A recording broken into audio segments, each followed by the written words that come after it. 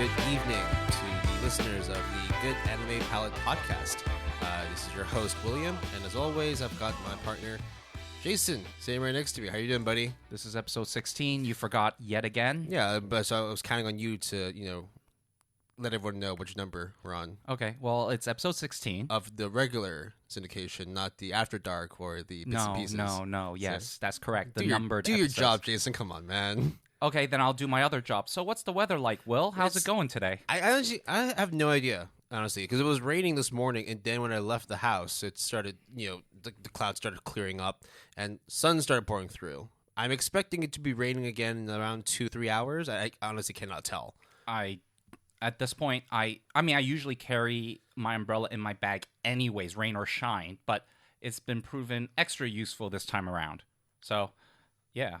Yeah, basically, to those who already live in Hong Kong or the ones who plan to visit Hong Kong when COVID's not a thing anymore, or at least you're, able to travel again, remember to bring an umbrella with you wherever you go during the summers in Hong Kong, because you literally have no idea when it's going to be raining. So, outside of all the weather and stuff, though, which is very inconsistent, what is consistent is that we've been, watching a bunch of more shows, and we're able to bring a lot. God damn. I think, how many hours do you think we totaled between the two of us? I think I did a rough tally, and we definitely, both of us together combined, exceeded 100 unique episodes. I've watched around 40 to 45. No, actually, no, not anymore. I've watched 52 episodes of anime because I just picked up a new mystery, which we're getting into later on, and a movie. So that's me. I think you hit 60 or 70 episodes? Yeah, something like that, yeah. So, but you see, I don't have a job, even though I'm looking for one. But this is my job, Will. This is anime and manga is my job. Anime and manga is life, passion, right? It's everything. It's all ogre now, right? Yeah, it's the pillars to society. So let's get into it then. So we always talk about seasonals, stuff that we're watching that's come out this season. For myself, I've been watching the same ones. How Realist Rebuilt the Kingdom, along with Ida-ten. So those are the main shows that I've been watching. In terms of seasonals, I actually have not been keeping up with them as much because of the other stuff that I've been consuming. But I do have to give a special shout out real quick to Kobayashi Dragon Maid Season 2. Last episode that came out a couple of days ago was fantastic. The ratings, at least on my anime list for the second season, is really high, right? Is it 8.5? It's definitely in the mid 8s, but I think in terms of best anime right now in this season that came out this season, it's top 2. Yeah, I mean with Slime Season 2 Part 2, I think. Yeah, I think when you build up that kind of pedigree with these strong kind of properties, the second seasons are always going to be super anticipated, and it seems to be delivering so far. Right, so it's 8.43, ranked 139 on Mal. Very, very good. That's really good. I mean, Jesus, I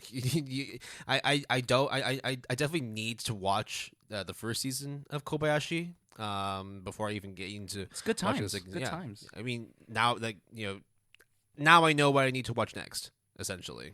Okay, so I have also been watching, other than homework, I've also been watching a bunch of stuff, which I will get into right now. The first of which was, Will mentioned an anime called The Ida-ten Deities Know Only Peace. Is that the full name? Yep. And Will mentioned that the OP, the opening, is fantastic. And I was like, okay, all right, well, sure, why not? So one day, this is also coming from me too, where I don't really care about openings. I like the music, but I don't usually watch.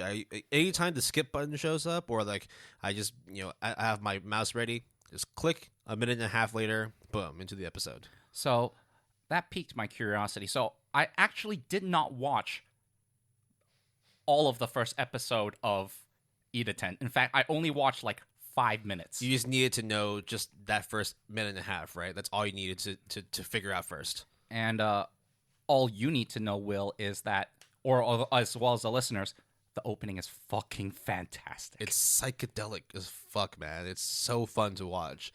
The music is great. The visuals are amazing, and it's a really good representation of what you're going to expect from watching the Ida-ten series. It's so weird. So I don't know if I told you this, Will, but what happened was, technically, if I did not replay the OP maybe 3 or 4 times, I would have probably gone through half of the first episode and then decided to watch all of the first episode.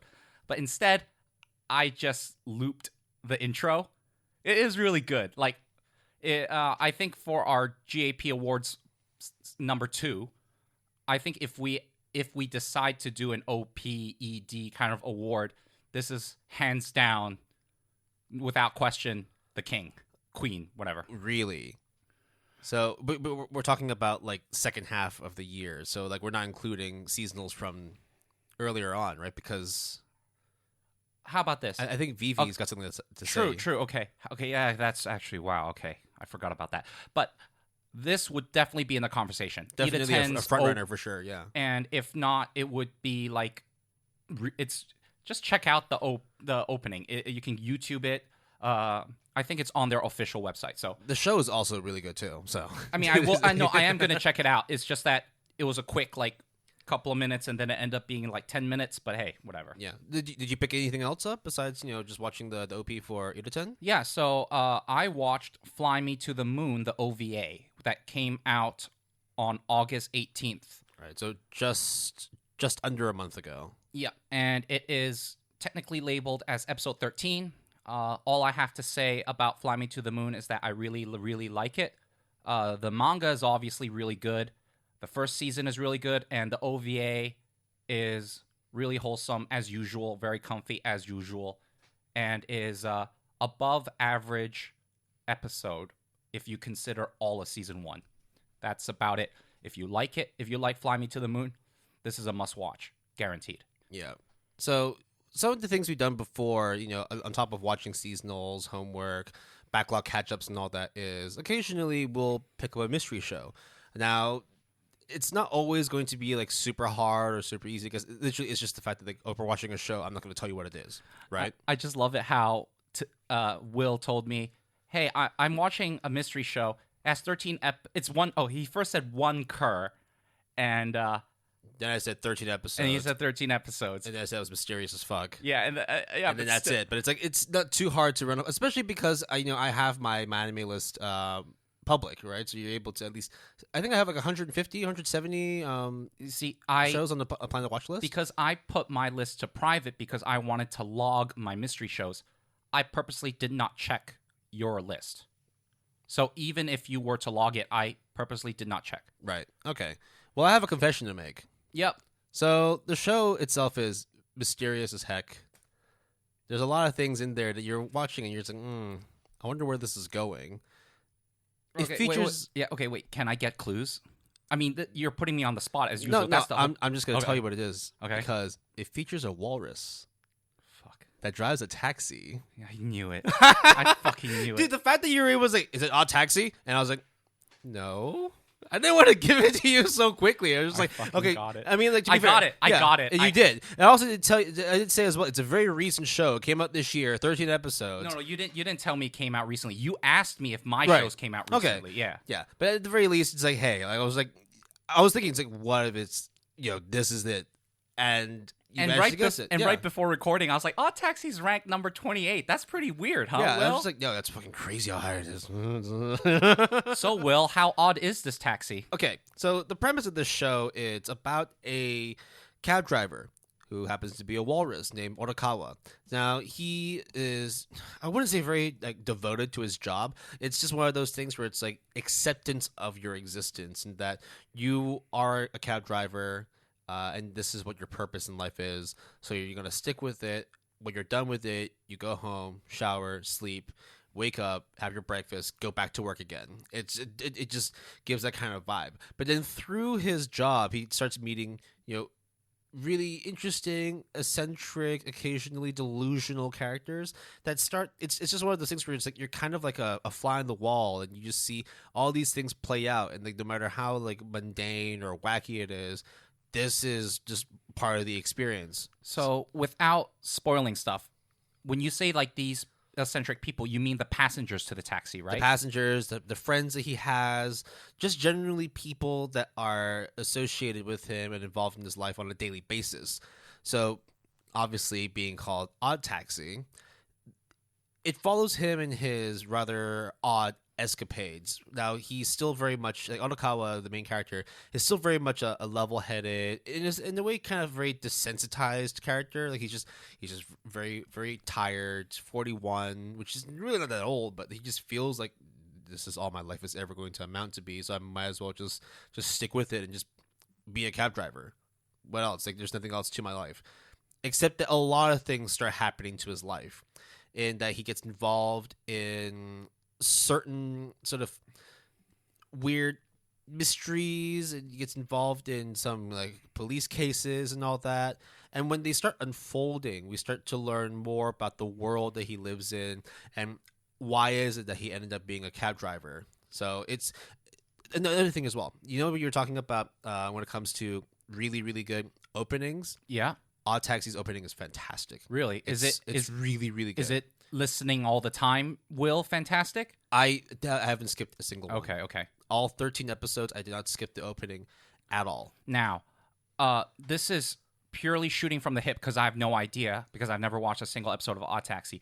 But the way that you phrased it make it sound like you can do like a 6 degrees of separation thing where it's like, oh, friends, and then the police is involved, and then, you know, all these like lines and threads that connect all these people together. Is that like kind of correct? Very much so. It's just the okay. fact that like you pick up one guy, they leave, and then afterwards like, oh, okay, that was just a passenger. Except they're not just any passenger, and then that passenger is connected to another person, who then that person gets into his cab, and then he starts hearing more about his story or her story, and then just like, okay, cool. I'm just a cab driver. And then wait a minute. And then it zooms out, and it turns out that he's a human being with the Matrix like needle pointed like into his back of his forehead. Just super mysterious. Oh, okay. A lot of the times you're just wondering where things are going, but then they start unfolding, and then you start watching more and more, and you're just like, wow, how deep can this rabbit hole go? And then, by the time I got to the end, it was extremely satisfying. Okay, It was quick a question. very, very It's good an show. anime original, right?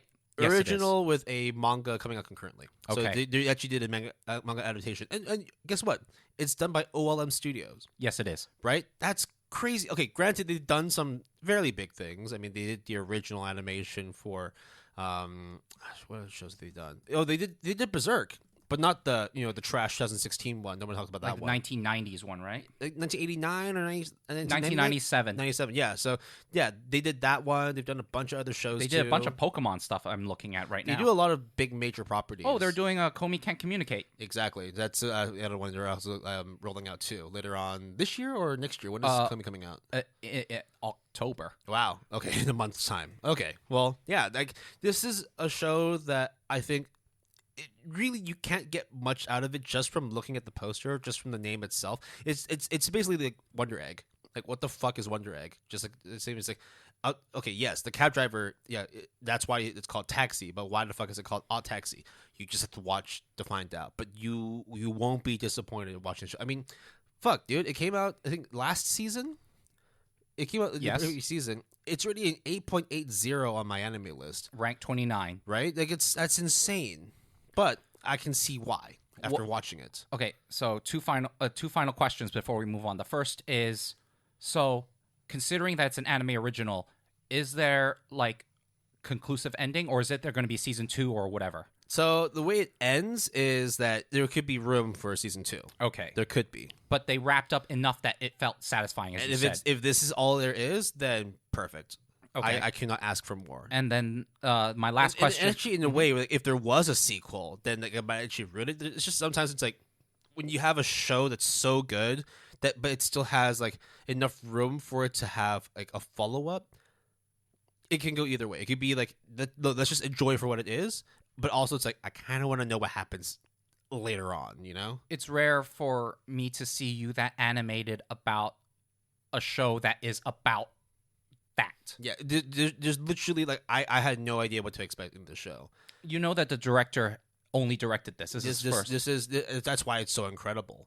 It's such a good debut. This is such a good show. Alright. I think in the end I gave it a 9. I gave it a 9 out of 10. That was my last question, which is 9 out of 10. Yeah. 4.5 stars out of 5 stars. There's no other like. I mean, to give it a 10 would make it like a personal like favorite of mine. And whilst it is a really really good show, just a few things that I think deserve to be in the top 10 list, like the 10 out of 10, 5 out of 5.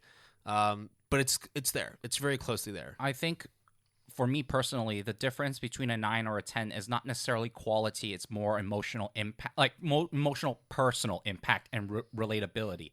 So all my 9s, I thoroughly endorse. I don't know about you, Will, but the difference between a 9 or a 10 is a rather even more subjective thing because it's like circumstances or just my life experience. I think it's very easy to discern whether a show is 8 or a 9, but when it's Or a 7. yeah, but when it's a 9 to a 10, that's where it's like, does it go that extra mile for you? Does it have that extra layer of personal attachment for you? And unfortunately, this one, because let's be real, some of the shows I have 10 out of 10 are like all-time favorites and will never be shifted.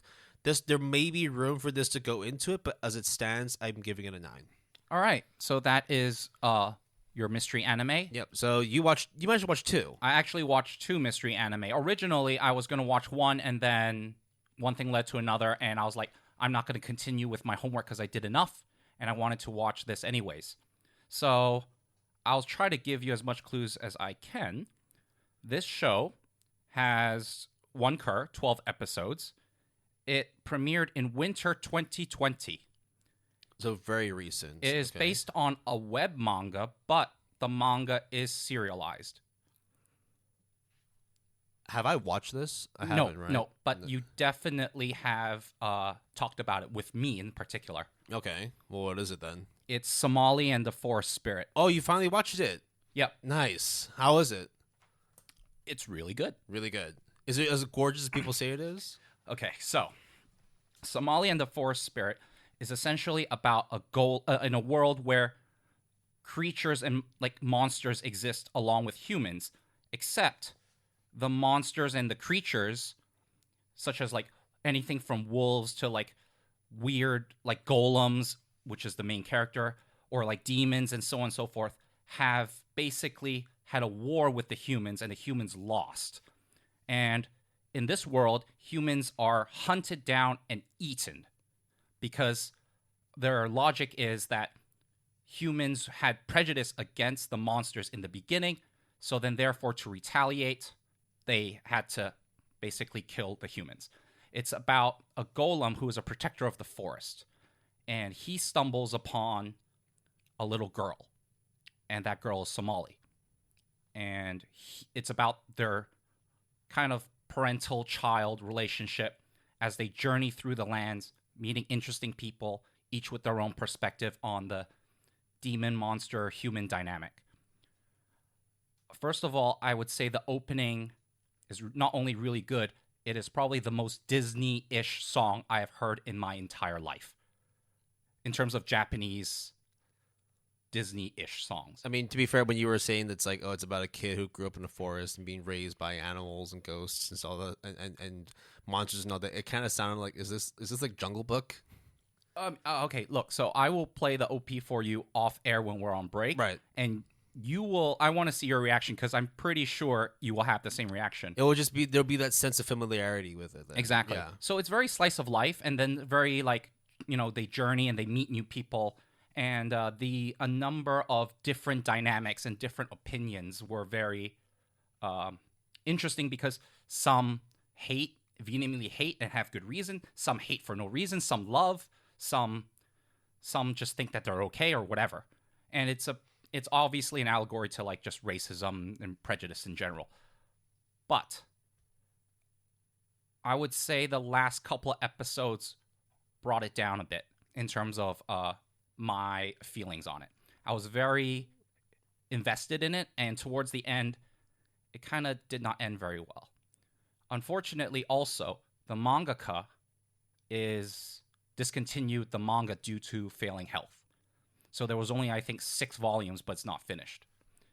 And I don't think there will be a second season. But it's a very good show. I would give it an 8 out of 10, 4 out of 5 stars. It is definitely worth your time, but it wasn't as exceptional as I hoped. I mean, to be fair, though, right? On my anime list, 7.82, very respectable score. Yeah. So you can't go wrong, or at least you can't go too wrong with Somali and the Forest Spirit. On to my second mystery anime. This one was made in 2021. And it really speaks to me because even though half of it does not apply to me, the other half does. Which is, I haven't been reincarnated, but I have been jobless. So I watched Jobless Reincarnation, the first season. Okay. That's correct. And? I think it's a really good show. I think in terms of isekai shows, it actually doesn't really follow much of the isekai formula besides kind of touch on the person's past life a bit. I also think that, like, I forgot how long ago was it? There was some controversy in China about jobless reincarnation. And I didn't know the context at the time, but they were like adultery and stuff like that. Oh shit, did I mess up? I think I did. Fuck. It's okay, don't worry. It just means that there's going to be a few extra things. Just to give people like a very, very light rundown of what's happening. We got a little bit of a special announcement in the next episode of the Anime Palette podcast.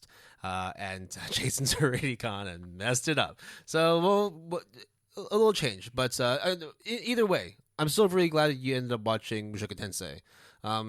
For me, it was probably like my. I gave it. You're right. Yeah. Oh, god damn it. I gave it as one of my animes of the for the best animes awards in the awards episode last season. So I'm glad that you ended up. Damn it! Watching I feel like an idiot. Okay. Rewind back to the controversy with like adulterous behavior and some rather child stuff. It's I mean, like the topics in the web novel and the light novel and the series itself, all in general,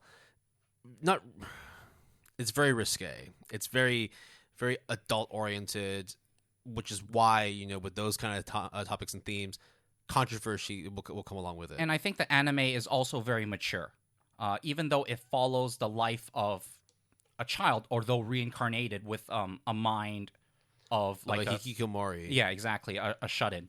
So I think the adulterous behavior, given the context, is acceptable in the sense that, like, I don't think it's that outrageous what ended up happening. Now, am I okay with it? That's a different story. But in the context of the world and everything, I mean, we live in a society, as in modern society, where Game of Thrones exists, and these kinds of topics get broached all the time and no one bats an eye. So why do they bat an extra eye just because it's anime? Yeah. Racism.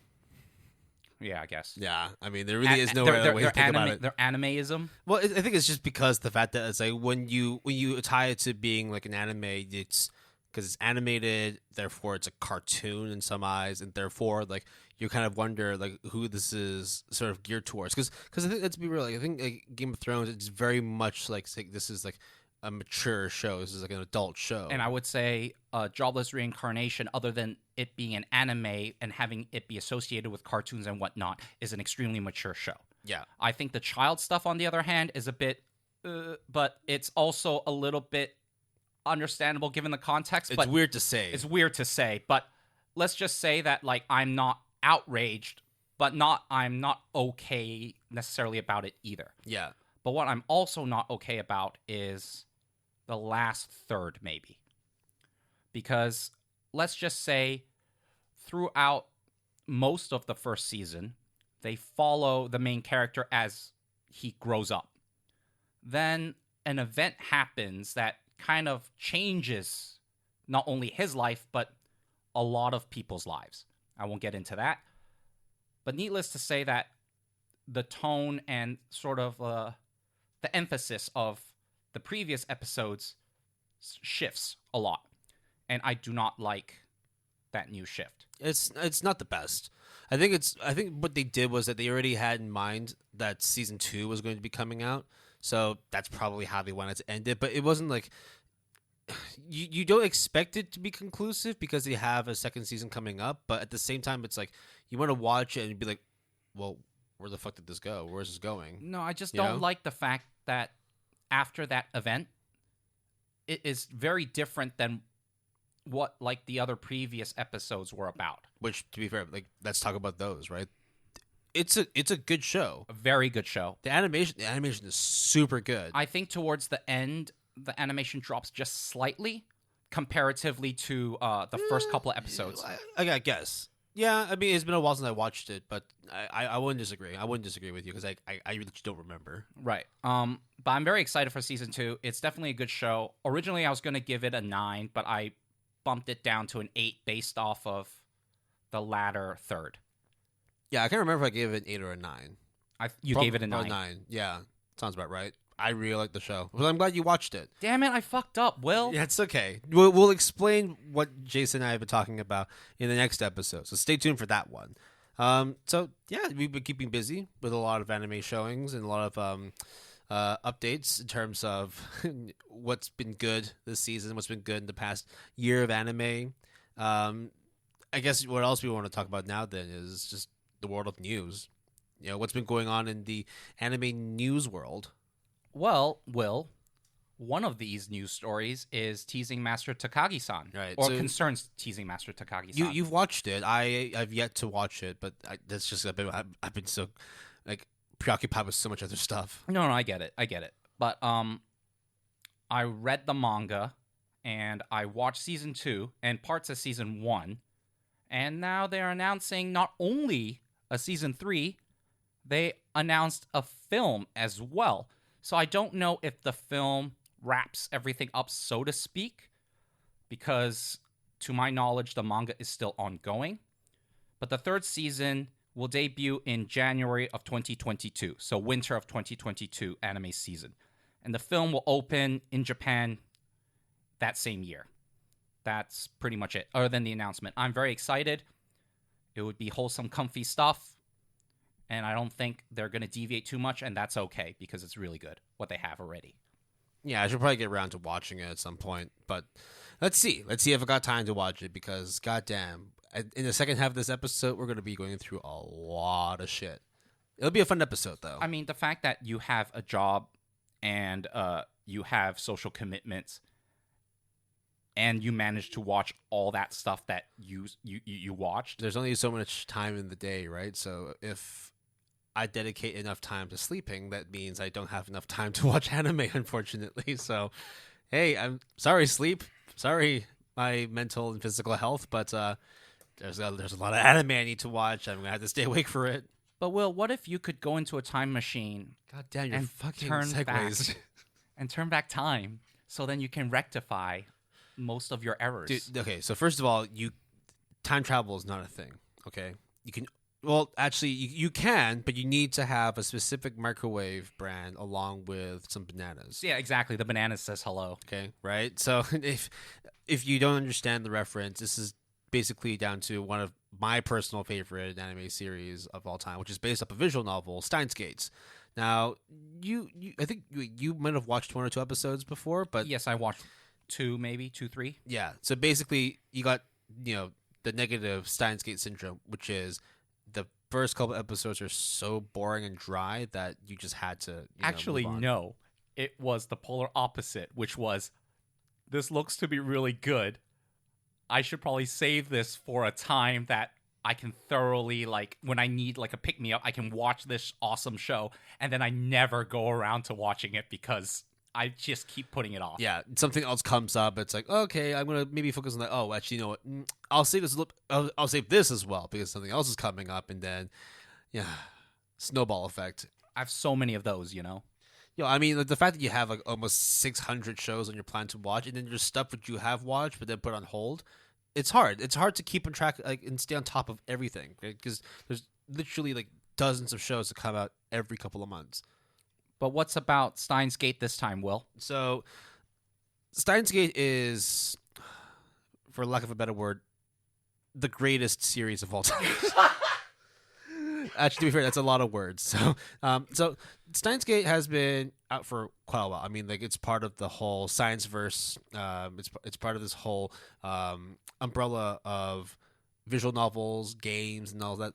So It has been out for a while. I think it's just Steins Gate and just Steins Gate Zero, and those have been out quite a while ago. But Udon Entertainment has recently announced that they're going to be releasing a new revised edition of the manga in a 3-in-1 volume. So there's going to be two different versions, one of which is an exclusive Barnes & Noble's edition, which is hardcover, and the other one which is a soft cover, which will ship internationally next year, sometime in 2022. I don't think I've ever heard Barnes and Noble said in like Ever, right? ever. Do they even have any more stores in the U.S.?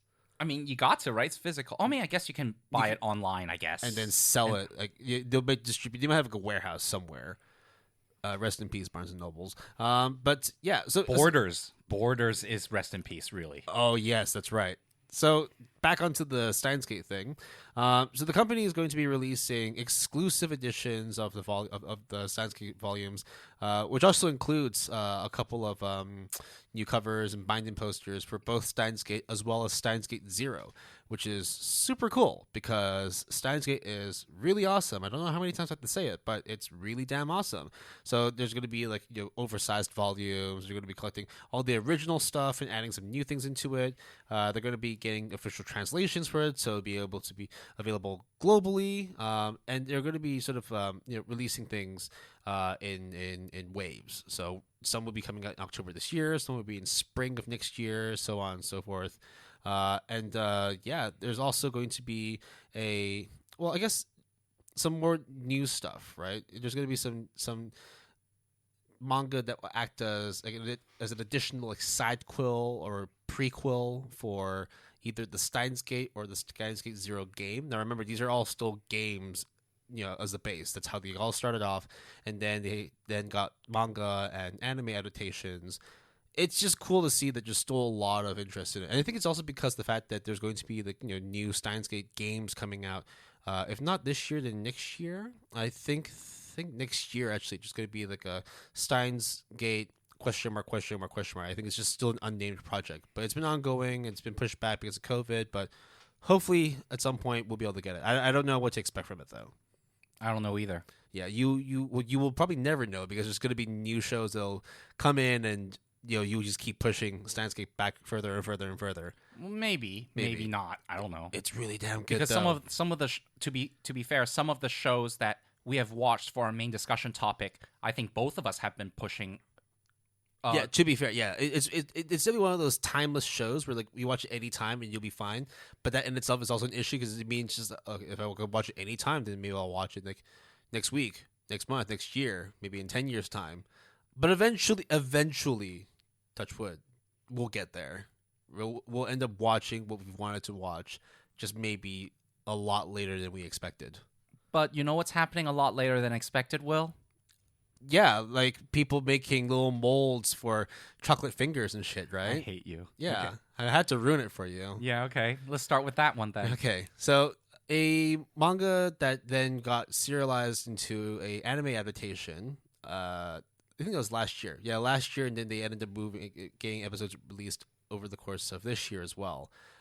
Super, super good shonen series, Jujutsu Kaisen. Holy crap, that is an amazing show.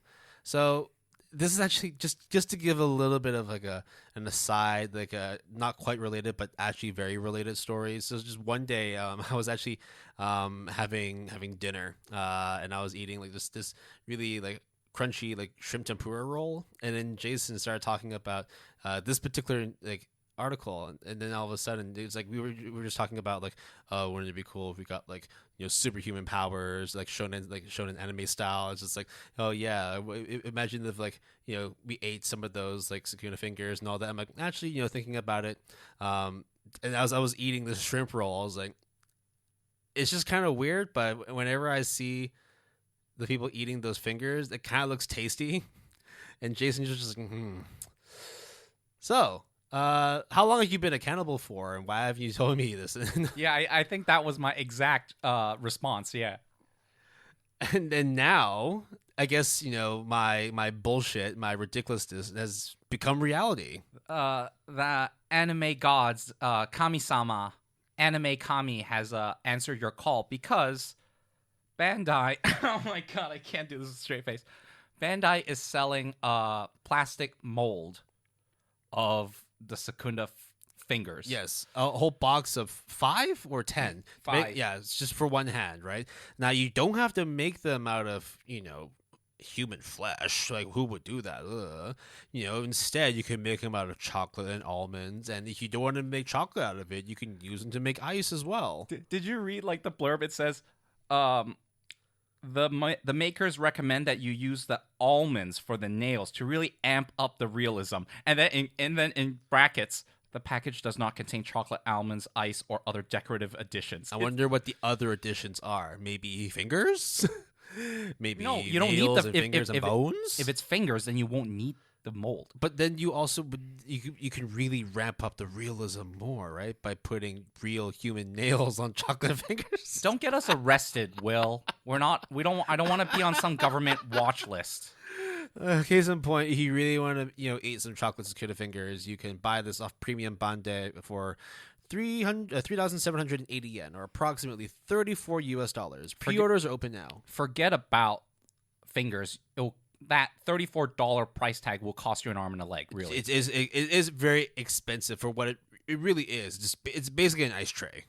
That's what it fucking is.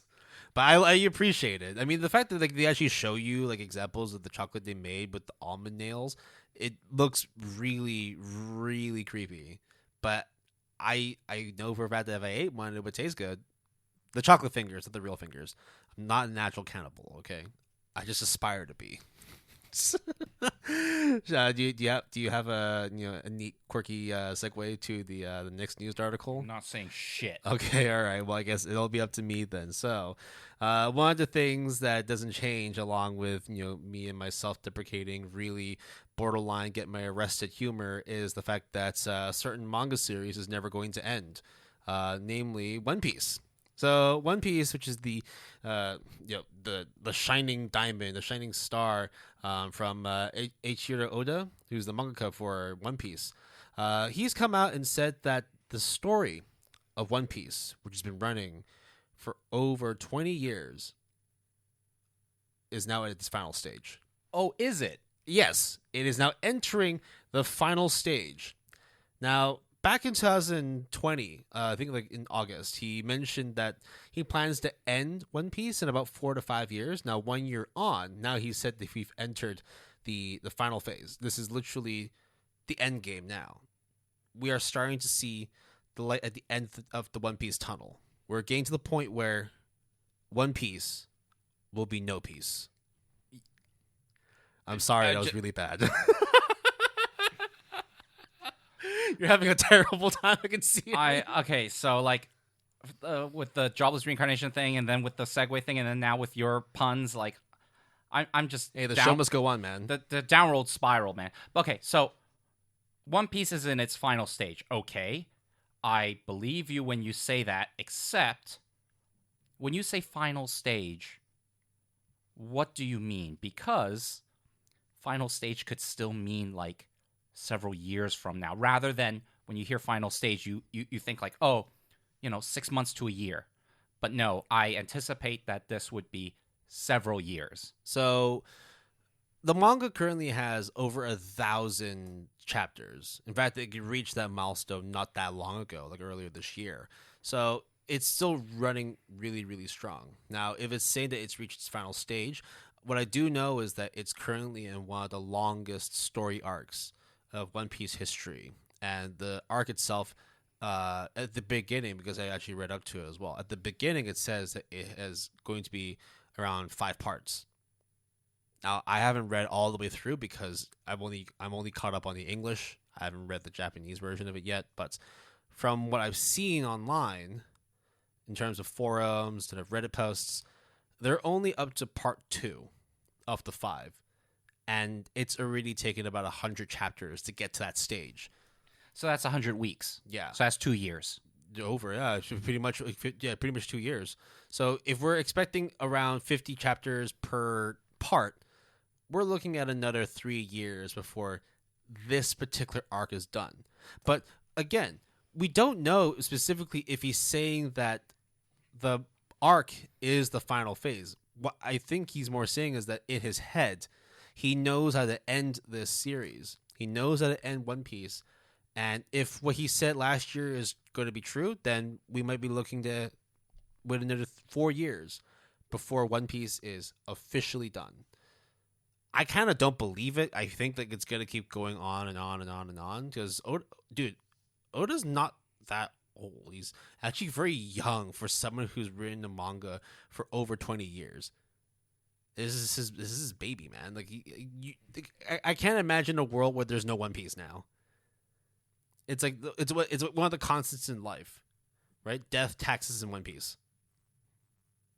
So who knows? Like final phase, like you said, it could literally mean that they're going to wrap up this arc, or he's going to be introducing one more finale, and that could take another 2 to 3 years to wrap up. All I can say though is that from being up to date, at least from the English part for One Piece, goddamn, it's such a good manga, and it's going to be a really, really heartbreaking moment when we finally see that the final chapter is out. But hey, at least it seems like we're another 4 years away from then. So then let's just sit back and wait and just enjoy what comes out. Like I think the next volume comes out in November or December. So Will, we bullshitted about this, but we said it at the same time, which is we anticipated that when Luffy and the gang finally finds the chest that contains the One Piece, they open it. It's just one shiny mirror of the reader, and it's just you're the One Piece, man. You, the readers, the viewers, the listeners, you're all One Piece. After almost 30 years of One Piece, it turns out that One Piece has always been with you from the very beginning. Yeah, exactly. Oda, you genius. Yeah. You heard it here first, by the way. If this was not how you planned to end the manga and you change it, hey, you better give us credit, okay? We're literally writing One Piece for you. I mean, yeah, okay. Actually, no, if we wrote One Piece for him, he would probably end up shutting down and just you know what? No more One Piece for anybody. No one can touch my shit. All right. Is that it, Will? Yeah. Okay, so quite a lot of weird, not quite, very weird shit happening in the world of anime news. Yeah. Just to reiterate, I'm not a cannibal. Yep. Nor do I want to be. Mm-hmm. I'm just saying. Why are you looking at me with those eyes, Will? Why you I don't like. Dude, I don't why you gotta call me out like that? I don't like it when I don't like the way that you're staring at me. I don't know what you're talking about. I'm totally not staring at you. The listeners can't tell if I'm staring at you. Wait. So you saw Odd Taxi, which is about animals. Yeah. And then I saw Somali and the Forest Spirit, which is about animals / demons / creatures against humans. And then I started talking about wanting to eat human fingers. They're And made of chocolate. And I have 10 of fingers. Yeah. But they're not made of chocolate. That you know of. Is that an invite? I don't know. These are the true colors of the Good Anime Palette podcast. Thanks for outing me as a cannibal wannabe.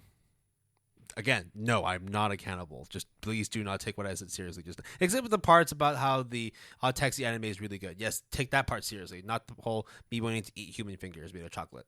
I wasn't serious about that. I think I feel so bad that I fucked up with the thing. God damn it! It's all good. We'll rectify it in the next episode. It doesn't change anything that happens today, but the next time we come back, I think we're gonna have a little bit of a. It's tainted. A reshuffle. It's tainted. Okay. Well, at least you enjoy what you did. Now that you have to suffer the repercussions. Anyways, we're gonna take a quick break. There's a lot to go through in the next part of our discussion. But sit tight. It's gonna be a really, really fun episode. If it wasn't really fun enough already. It's always fun, Will. What are you talking about? I can imagine that if anybody's listening to this and they really wanted to, they can just sound clip all the things I said about being a cannibal, and then that's all you hear from this. And they splice it together, and next thing you know, the police are at the door. It's like, so we heard you like fingers, huh? It's like, okay, all right. And then Will goes, "I'll give you the finger," and then he gets arrested. Yeah, and then handcuffs go on, and then this will be used as evidence in court, I guess. Wait, does that mean I have to testify? I'm sorry, Jason. I'm sorry I have to take you away from your anime and manga, and you have to testify for me in court. Well, testify against or for. It's up to you. Jury duty. I need to watch the anime, man. Yeah. Okay. All right. Well, I'm not going to go to jail. You guys aren't going to go anywhere. We're going to be right back, and then we're going to go into the discussion topic of today's episode. We'll catch you very soon.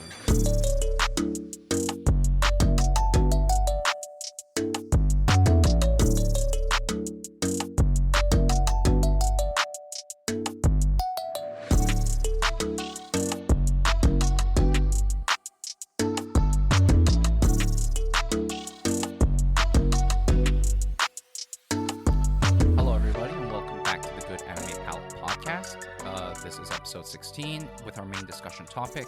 I am Jason, and I'm obviously joined, as always, as usual, with Will after he finished eating his my meal. Exactly. Sorry, exactly, right? Yeah, don't expose me again, man. What the fuck?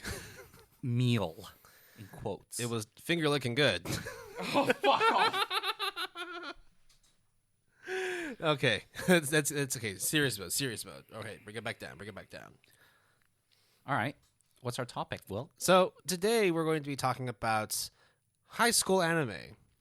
Now, high school in itself is just okay. First of all, it's a very, very broad genre, right? I mean, a lot of shows that we talk about are going to be set in a high school. In fact, a lot of shows that we don't even discuss today, that we've discussed in previous episodes or future episodes, a lot of them are going to be centered around high school students. I think if you were to just pick out any random anime in existence, more often than not, the setting of high school, be it fantastical or not, will definitely show up more often. I mean, if we even talk like the most typical shonens, right? Like Jujutsu Kaisen focuses on a high school student. Sorcery, yeah. Right? It's set in a high school. Not set in high school, but they go to high school. Bleach, same thing, right? Mm-hmm. Supernatural shit, but the kids in high school. Even Naruto, which is like, ancient, like Naruto, like ancient ninja times, they go to a ninja high school. Yep. So it's not like hard to find a show where you can tie it back to a high school of sorts. Now, for this episode, though, we are focusing on a real world high school. Specifically, of course, because it's anime, Japanese high school. So all those like imaginary high schools, like the Demon School from Aruma-kun, doesn't count. Little Witch Academia, the Witch School doesn't count.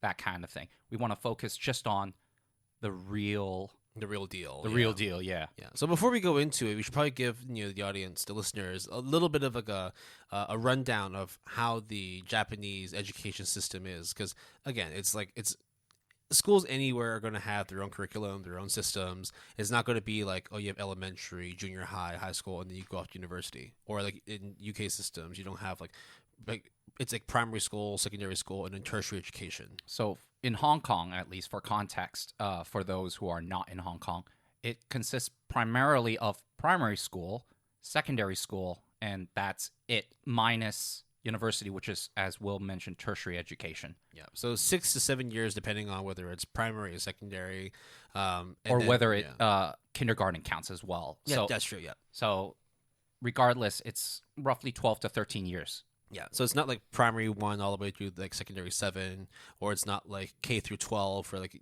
North American systems.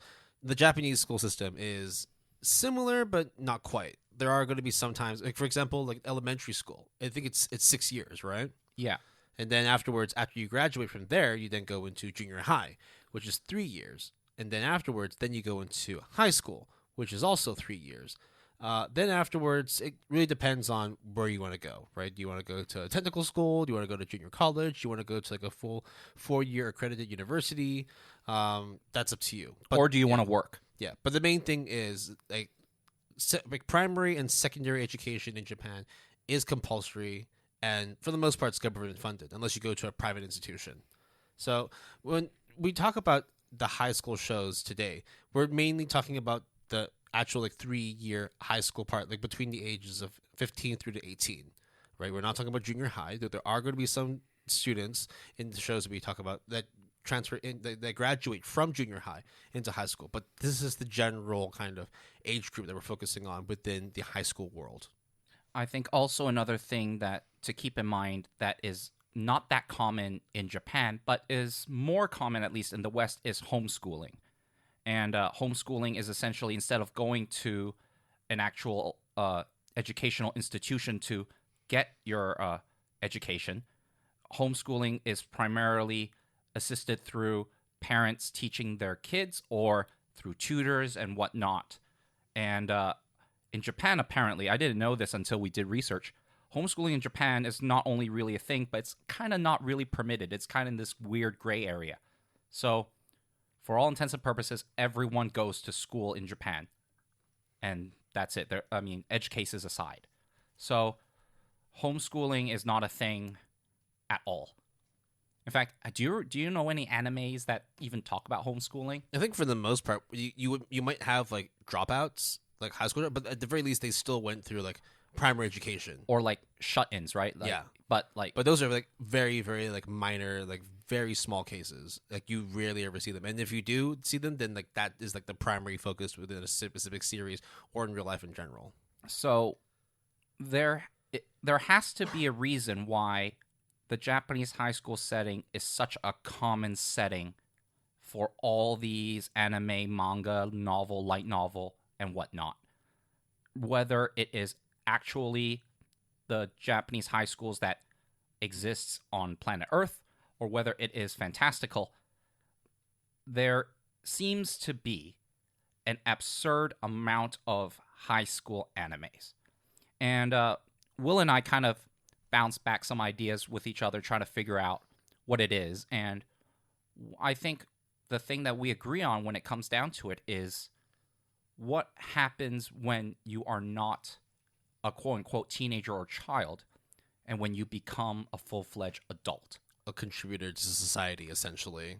Right. Yeah, and when we sort of boil it down, right, before we even go to like high school anime in general, let's just talk about anime media specifically, right? Most of the time, whenever you're watching a TV show, an anime series, or you're playing video games, listening to music, for the most part, you're doing those things as a form of escapism, right? Like you want to sort of take yourself out from like the real world, which comes with like stress, like work stresses, communication and relationship problems, just general sort of responsibilities that no one really likes to deal with. So whenever you watch any kind of media, right, whether it be a TV show, movie, whatnot, you put yourself in an environment which makes you feel comfortable. It allows for you to dream. It allows for you to reminisce. It allows for you to be in a safe space. And in Japan, at the very least, it seems that kind of sort of free will, sort of lack of responsibility and stress kind of environment is back when people had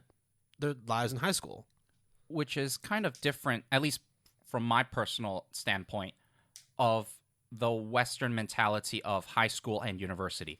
Because my personal experience with high school was it was fine, but it wasn't necessarily the best of times as compared to the experiences that these Japanese anime characters experience. Okay, it's fictitious, of course, but it's still grounded in some sense of realism. Yeah, because if you ask I'm sure if you ask a lot of actual Japanese people, they would say that high school times is like the best times of their lives. I think it's kind of like it's that coming of age period, right? For me, it was more like when I was in university. Exactly, and that's the Western. That's at least the more Americanized image of youth and dream big and just learning about life, bullshitting, doing a bunch of stuff that you're not supposed to, but then you get it out of your system. So then when you become a working adult, you're okay. And even like with like, let's say just Western like media, when you're talking about high schools, a lot of the times characters are like, oh, I can't wait to see what the world is outside. I can't wait to go and travel. Oh, it's like, well, I can't wait to get out of this town. I want to like really like start experiencing life as an adult. But in these shows that we watch, right, for the high school anime, right, a lot of them are like, oh, like it's gonna be so sad when we all move away and we all start taking up different jobs, different responsibilities. You have to really take on like the dull aspects of being a contributing human in society, and that's why for a lot of these shows, it seems like high school life is fantastic. It seems like this is where and like very idealistic for sure. Exactly, yeah. It's like the part where like it forms you into being an adult before you actually go and do adult things. furthermore, we will then also get into the kind of tropes or several repeating events that happen in Japanese high school. So many tropes. But one thing that I will say now before we get into that, which is a lot of these events and a lot of these activities that you do in Japanese high school are kind of things that blossom into kind of your passion potentially, or doing things that when unfortunately you become a working adult, you will have no time for. At least that's the image that is being portrayed in Japanese society, true or not. Yeah, basically they want to focus on that carefree, youthful spirit that is, a growing high school student. And it's like puberty. It's how people kind of have their first budding romance. So in a way, it's very dreamlike. It's very nostalgic when you think back. Like it's a lot of first exposures, right? Like your first exposure to love and romance, your first exposure to true friendship, your first exposure to passions and hobbies and things that you carry on, that you wish to carry on beyond your high school life into your adult life. And when you don't ever have those around you as an adult, you circle back and you go back to like the high school times. You remember this, that's what life was like when you was at the chess club, or that was what it was like when I was playing, like soccer tournaments for my high school. Or this is what it's like, going to, the city center with my friends when we were, about to, graduate and all that. Oh, graduation trips were amazing and all that. So it's a lot of, sort of like idealistic, like optimism. Yeah. And to make matters more distinct, when you look at working adult animes where the main characters are working adults or whatever, they are always portrayed as gloomy, disheveled, overworked, underappreciated, to the point where a lot of isekais are office workers that met their demise and then get transported and get to relive their life again. And therefore, there exists that isekai genre. Yeah. So, I mean, I don't know how many isekais I have watched that the sort of the flow is, I'm an office worker, no name for myself, I'm just another drone. I'm an adult and I hate life. Yeah. And now I have a chance to start all over again. So, fuck it. Like, I didn't enjoy life back then, I'm going to enjoy life now. Exactly. So, Japanese high school, for better or for worse, at the end of the day, within the confines of anime, manga, light novels, visual novels, is a huge foundation for endless amounts of anime in the past, in the present, and in the future. I mean, in the present right now, if we just talk about it real quick, Girlfriend is high school anime. Let me see, what else? Opera Girl, Kageki Shoujo is Kageki Shoujo, yep. An anime about high school. Like, there's just so many. Okay, Remake Our Life is about university. Okay, never mind. Well, I mean, like one that came out early in the year, right? Horimiya is high school.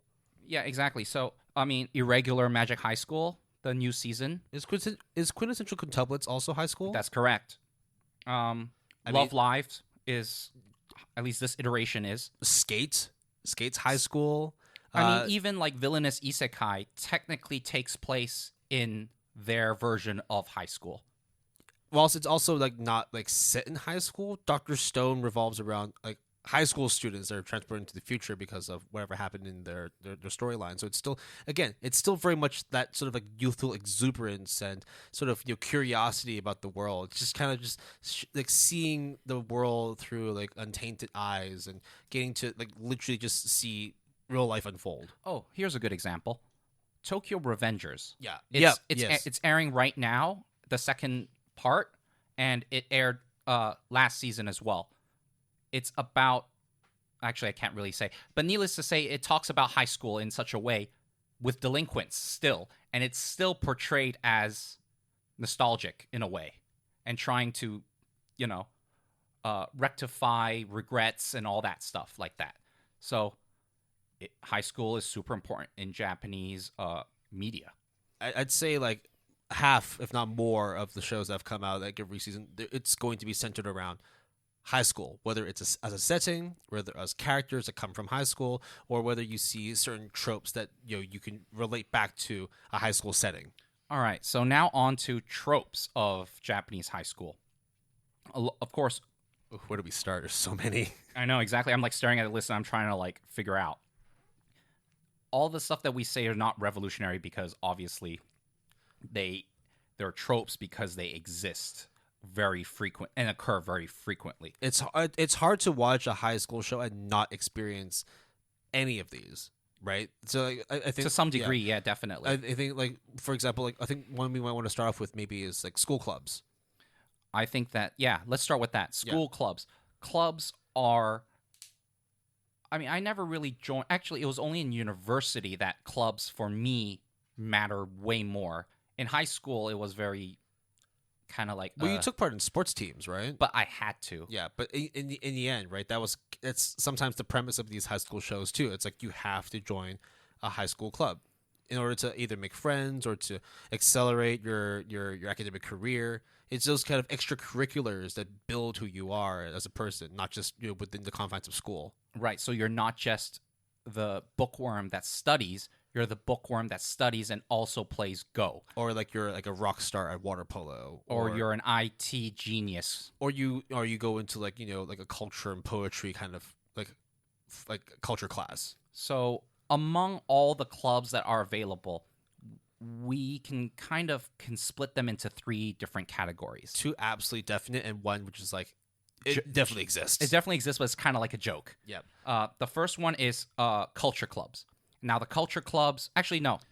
Let's start with sports club because that's easy. Sports clubs. Because a lot of the high school shows that people have watched don't necessarily focus on the high school itself, but the club, which is the sport, right? So, I mean, Haikyuu, for example, is about high school volleyball going to nationals. Ice Shield 21 is about, a high school that has a American football team that goes to nationals. In fact, if you read a sports, anime, manga, light novel, visual novel, and it's sports, I would almost bet like 9 times out of 10, if not 10 times out of 10, nationals would be mentioned and would be the goal at some point. Yeah, and it's always high school national sports, right? I mean, like fucking as you mentioned, Haikyuu, the basketball again, Kuroko no Basket, Slam Dunk. I guess Keijo counts as well because no. Keijo they're adults, right? They go to a specific training academy. Okay, sure. Yeah. This one specifically in Hyogo Prefecture. I see. Yeah, I remember. We checked that out. Love that show. Oh my god, I love that show so much. Keijo is so dumb. I love it. But yeah, exactly, right? Like whenever it's a sports anime, we've talked about sports anime, but what we didn't really dive deeper into is the fact that a lot of these sports, they're not done in professional capacities. Like we're not talking about like Major League Baseball. We're not talking about pro teams, although they do get mentioned, like, oh, you get scouted or you're going to turn pro, but that's only like mentioned. It's like, for example, that's the school that had like 5 professional players come out and actually compete in the league, blah, blah, blah. It's like, okay, but that's not the focus. What they're focusing is the current crop of talent, right? And I think it's true to an extent with Japanese sports. Like, for example, like you talk about like national baseball. Dude, there is a national league.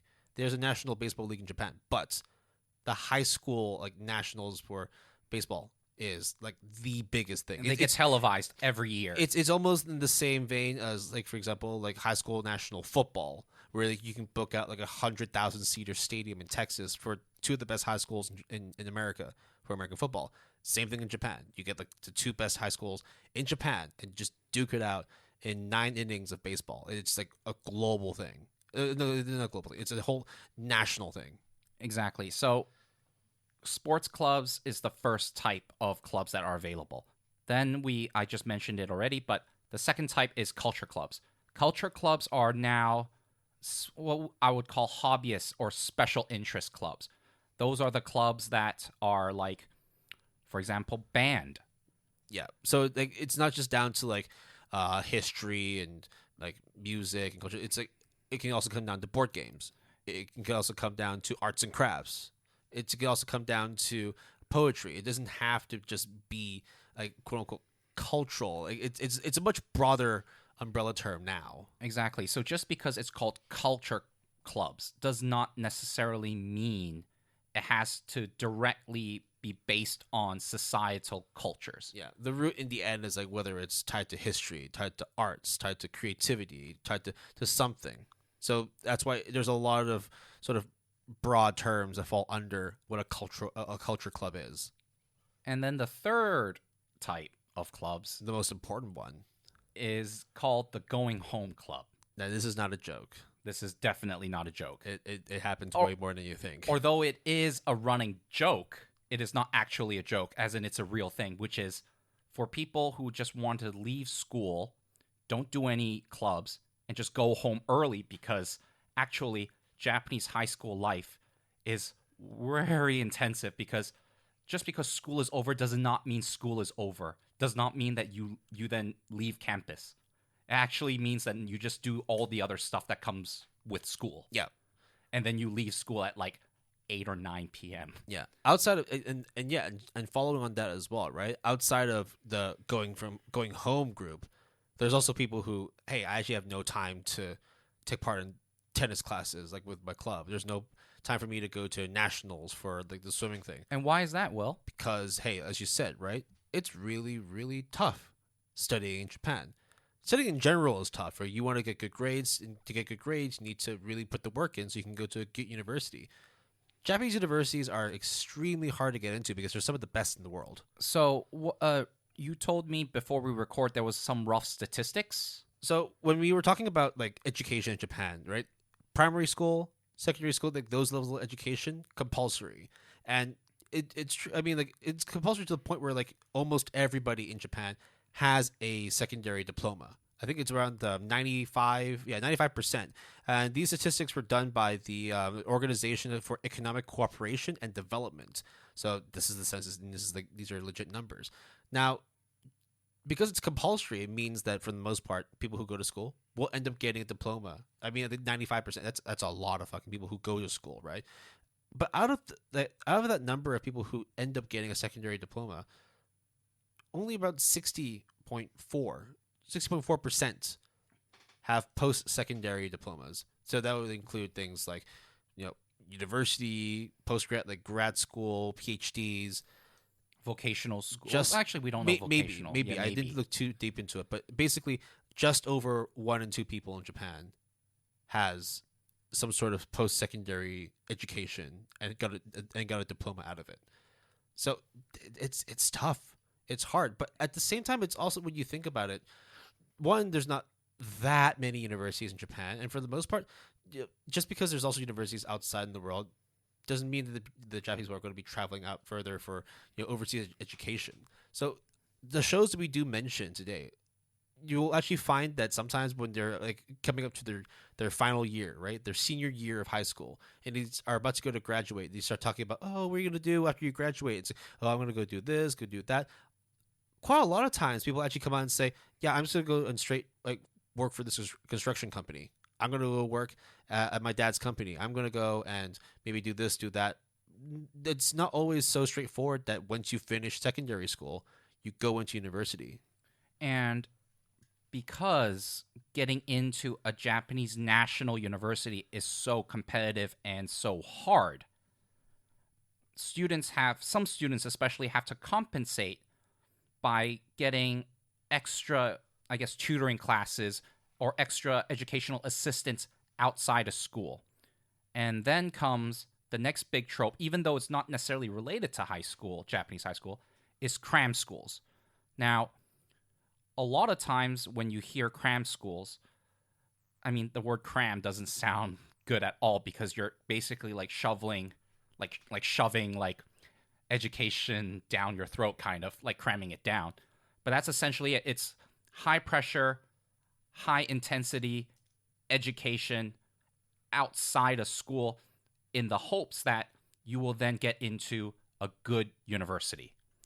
If you don't go to cram school, it doesn't necessarily mean you won't get into a good university, but it just means that for some people, it is extremely difficult, and this is one of the ways to increase your odds. And I think in Asian countries, even in Hong Kong, tutoring and cram school equivalents is a very common thing, to the point where when I was growing up in Hong Kong, I also went to tutoring right after school. I also do tutoring with specific for specific subjects for after school as well. And if not after school, sometimes on weekends. And it's not only that, but I do it several times a week. Yep. For at least an hour and a half to 2 hours each time. And some people might think it's like, well, I mean, like, isn't that like kind of just like taking away like your upbringing? Like, you're not being able to enjoy the fruits of life and go and do this, go and do that, play the sport, spend more time with friends. It's like, okay, yeah, that's true. There's going to be times when it's like, I kind of wish I went to the mall, or I went to watch a movie, or I went to play video games instead. But that's just how life was for us. I mean, in the end, like, if we wanted to really like get the right grades we wanted, we did need extra help. And that was the status quo, and that's mostly the way it is around Asia in general. Yeah, like the more work you put into something, the more reward you get out of it. At least that's the assumption, right? Right. That's how it should be. That's what it should be. So then you have these Japanese students who then go and do cram schools after school, and in the hopes that they be able to pick up the grades they need to get into Tohoku University or Kyoto University or whichever university they get into in Japan, because those are some really good universities. It's hard to get into them. And one of the most common consequences of going to cram school is that the student in question would then have to give up the club that they had to join, or they couldn't go to nationals because they have to go to cram school instead in order to get into their university of choice.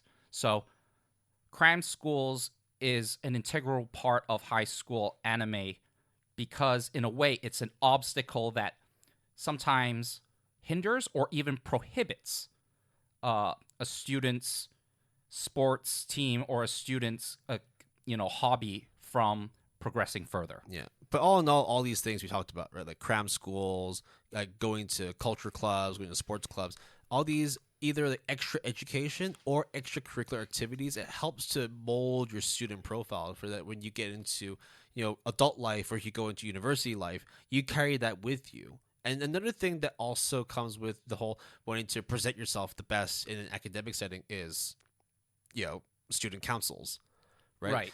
I guess the equivalent to like Western school systems is like having a prefect system. I think what it's more... It's not the same responsibilities, but like in terms of like what they do and how they represent themselves and how they carry themselves out when they finish high school and they go into real world or go into university settings, like being known to be like the head of a student council or like being part of a student council. In a way, it's like a reflection of your academic like character of who you are. I think it is rather interesting because when you look at the difference in the West and in at least in Japan, joining or being part of the student council is seen quite differently. In Japan, the student council is admired, honored. Usually is honor students. Usually it's the best of the best. Usually it's people with authority, sometimes even authority over the teachers and staff. Whereas I remember people running for president in my boarding school, and it was kind of a joke. Not to say that these people were not capable or people that want to enact change, but it just does not have the same gravitas and weight that a Japanese student council has. They take that shit seriously. Like it's a huge deal. So yeah, but yeah, the thing is though, right? This is like one of the aspects of a Japanese high school, which okay, it might sound tough. But that's just normal life for them. There are times, of course, where high school students, just high school life in general, you can decompress and enjoy life. One of the things that they do, and I used to see it in the schools that I went to, but it's very prevalent in Japanese high schools, and that's festivals. Yep. High school festivals are a real big deal, and it's just basically just like a day out, right? It's a day out of the year for you to enjoy the fruits of your labor in terms of like working for your club or working for the school to put together whether it's like a show or maybe like a food stall or some sort of performance or whatever it may be. You're just basically on campus setting things up and having people come, spend a little bit of money, have some food, have some have some entertainment, walk around the school campus and stuff like that. So this is the cultural festival that Will was talking about, and You get the haunted house, or you get the maid cafe. The maid cafe is a big one, yeah. Those, like, each classroom has to have a certain thing that they do, or they do a play or something. That is the cultural festival. It happens once a year, and is sort of this amalgamation and sort of development of all these things that you normally will not associate with academics, but you do associate with fun high school setting. The other thing that is a festival that is very common all around the world is sports festivals. And they're essentially either they split into classes, or they split into like teams, and then you compete like a sports day. Like there's a relay, there's like a tug of war, there's like a 100, 200, 400 meter dash, you know. There's even like a, what's it called, the cavalry? What's it? You know, the one where like the guys sits on top. Oh, there's the one where they sit on top of a pole and they have a ball, and then like you have like a whole mountain of teams like trying to go over and knock that person off a pole. Yes, but also there's the other one, which is I guess like a group of 2 or 3 would carry one guy, and then they have to remove the headbands of yes. What's it called? Like cavalry? I don't remember, but they did a very good arc of it in My Hero Academia. Yes, they did. Yes. Yes, they did. Yeah, so sports festivals, huge. Okay, I'll try to find that out. Just generally, like, when it comes to festivals, whether it's culture or sports, there's another one actually we can talk about later on in a little more detail. But it's very much just enjoyment, like free spirit, but also like building camaraderie and really just enjoying life as a young adult. Well, not a young adult, as a young person, right? This is the maturation of your adolescence. You're growing into the part where you will start taking on real world responsibilities, whether it's work or university studies or whatever it may be. Because past this point, it's not that you're not going to have fun. It's just you will not have as much time to enjoy those things. You're not going to have as much time to go to a festival where you can try out the dango or the mochi that was made from like your high school culinary club, or you're not going to be able to enjoy like a tea ceremony, or you might not be able to see a play or like a rock concert that your school band or poetry club did and all that. It's just one of those things that like once you get into adult life, it's far and few between.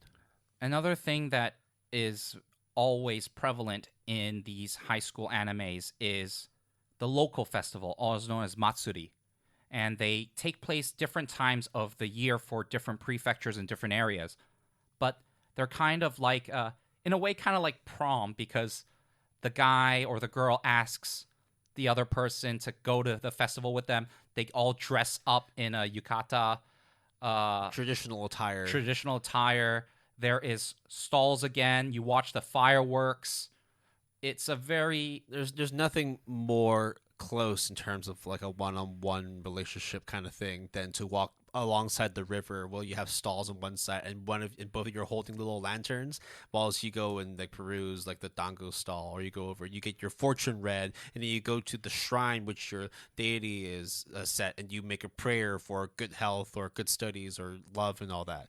Like, it happens in every high school Exactly. anime. And there's also school trips, which they usually go to Hokkaido, they go to Kyoto, they go to all these different places. And then from those kind of things, you get to experience young love, first love, like just basically like interest in opposite or similar genders and all that. Guys sneaking out of the room to go into a girl's room. Yeah. Girls having like... just young kid shenanigans. Girls having gossips, pillow fights. Like, those are very common in high school anime that happens on school trips. Now, we have saved the best for last because probably the most important thing is school uniform. It's really hard to talk about a specific anime that's set in high school and not even talk about the school uniform. Like, sometimes the uniform itself makes the show, or it's like when you talk about them, it's like, how do you like not recognize that uniform? Like, how do you not associate so-and-so school with so-and-so uniform? Yeah, there is always like, there's always like occurrences or events where they go like, oh, that's from that school because that's their uniform. Or even they have like a yellow tie with a blue collar. Oh, it's definitely that school. Oh, they wear full black with long black dresses or long black slacks. It's definitely that school. Oh, and here's the best part. I don't know if this is real because I don't think it's real. At least I hope it's not. Okay. But there are several I remember there are several instances in Japanese high school anime where the sole reason why a certain character goes to a certain high school is because they like the uniform. Yeah. I think it's definitely extreme, but I wouldn't doubt that someone made their school choice based on that assessment. I wouldn't doubt that there was one or two. But you've definitely heard that. It's at least absurd. It's absurd. No, yeah. but you've heard that in like Japanese anime or manga, right? Yes. Like, oh, I like the uniform, so because I wear it every day, so of course I would like to come to this high school. It's like, oh, dude, you like ranked in the top 3 of national exam like results. Like, why did you end up coming to our school? Because it's got a sailor uniform. And the other school, their uniform sucks. Like, you seen it? What are you talking about? Wait, who the hell wears blue on green? That's just disgusting. It's like, oh, okay, all right. Well, welcome to our school. So, other than that, there's the regular like summer vacation that spans several months. That is prevalent in all high schools all around the world usually. Most of the time, it ties in with that specific coming of age arc in like a high school anime. So yeah, Or getting a part-time job Yeah. during summer vacation. You know, very typical stuff that is not necessarily specific to Japan. loads of tropes, and like, the shows that we're going to be talking about that highlight those things. Like, I think some of them like bring them up to the next level, and so it's like they have some of the craziest high school like festivals. They have some of the craziest student councils. They have some of the most striking, most like gorgeous school uniforms that are like immediately recognizable. So, Will, how do you want to go about doing this? Because I think now we're done talking about the tropes, the history, the structure of the Japanese high school system, and we are now going straight into The shows themselves, right? exactly. So, do you want to go down by genre? Do you want to list like some of the recommendations that we had, and then sort of explain why they fall into the high school like specific genre, or what do you think would be the best approach for this one? For me, I would say that I will start with the stuff that we won't go too in depth about, which is, even though I said that we won't talk about it too much, I think there are several shows that I would wholeheartedly recommend, except I have said it, or Will has said it, or we have said it numerous times to the point where it's not, we should not talk about it anymore. Right, like Horimiya, Yes. Like Jujutsu Kaisen. like Hyoka. Like Hyoka, yeah. So, But again, those are fucking good shows. those are fucking good shows. But like each one of them, it's like it represents like a very specific thing, like a specific trope that's tied to high school. Like, for example, Horimiya, First Love, right? Hyoka, it's just that sort of like little eccentric, weird sort of culture club. And they have a culture festival Yeah. arc. So, Right? Jujutsu Kaisen is just basically like ridiculously amazing shonen action. and they have Shonen- a sports day, technically. dude, that was a fucking good sports day. It's a tournament, but it's technically a sports day. Dude, yeah, I mean, like if you talk about the tournament arc in My Hero Academia, it's a sports day, right? Just because they're punching each other and using superpowers to try and defeat each other, it's still sports. And My Hero Academia also has a fair, too. So, and they live in dorms and stuff. Actually, dorms doesn't happen that often, if not at all, when it comes to public high schools. But, hey, Yeah, I would say like one thing we should maybe like start off with, and I understand there's some shows we might want to save for later, but I think what would be good is talking about specific genres within like a high school. Like, say for example, like one of the major reasons why people watch anime, and then like why it's also set in high school, is because people try and remember a better time, a more relaxing time, and what better way than to have a few laps and watch a high school comedy.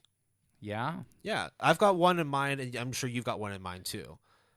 Ooh, who do you want to go Well, first? I'll go first. Okay. Right. So my recommendation, which is actually like, specifically for high school comedy, is The Disastrous Life of Psyche K.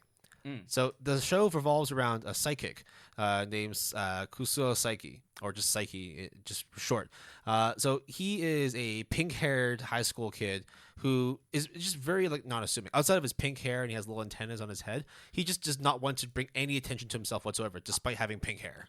And also antennas out of his head. Yes. I have to reiterate that is hella weird. But at the same time, it's because of the fact that he's he was born as such a super strong psychic that he has ways of melding realities so that people look at him and say, actually, you know what? Pink hair is very normal. Oh, he's got antennas coming out of his head. Who doesn't have antenna coming out of their head? That's super normal. But then, like, because he wants to try and be as normal, not assuming he wants to be like the most average person there is, the most average looking, the most average at sports, the most average at school in terms of grades. So he does whatever he can to be in the middle, right in the middle, never at the top because he doesn't want attention, but never at the bottom because he doesn't want to ruin his life. right?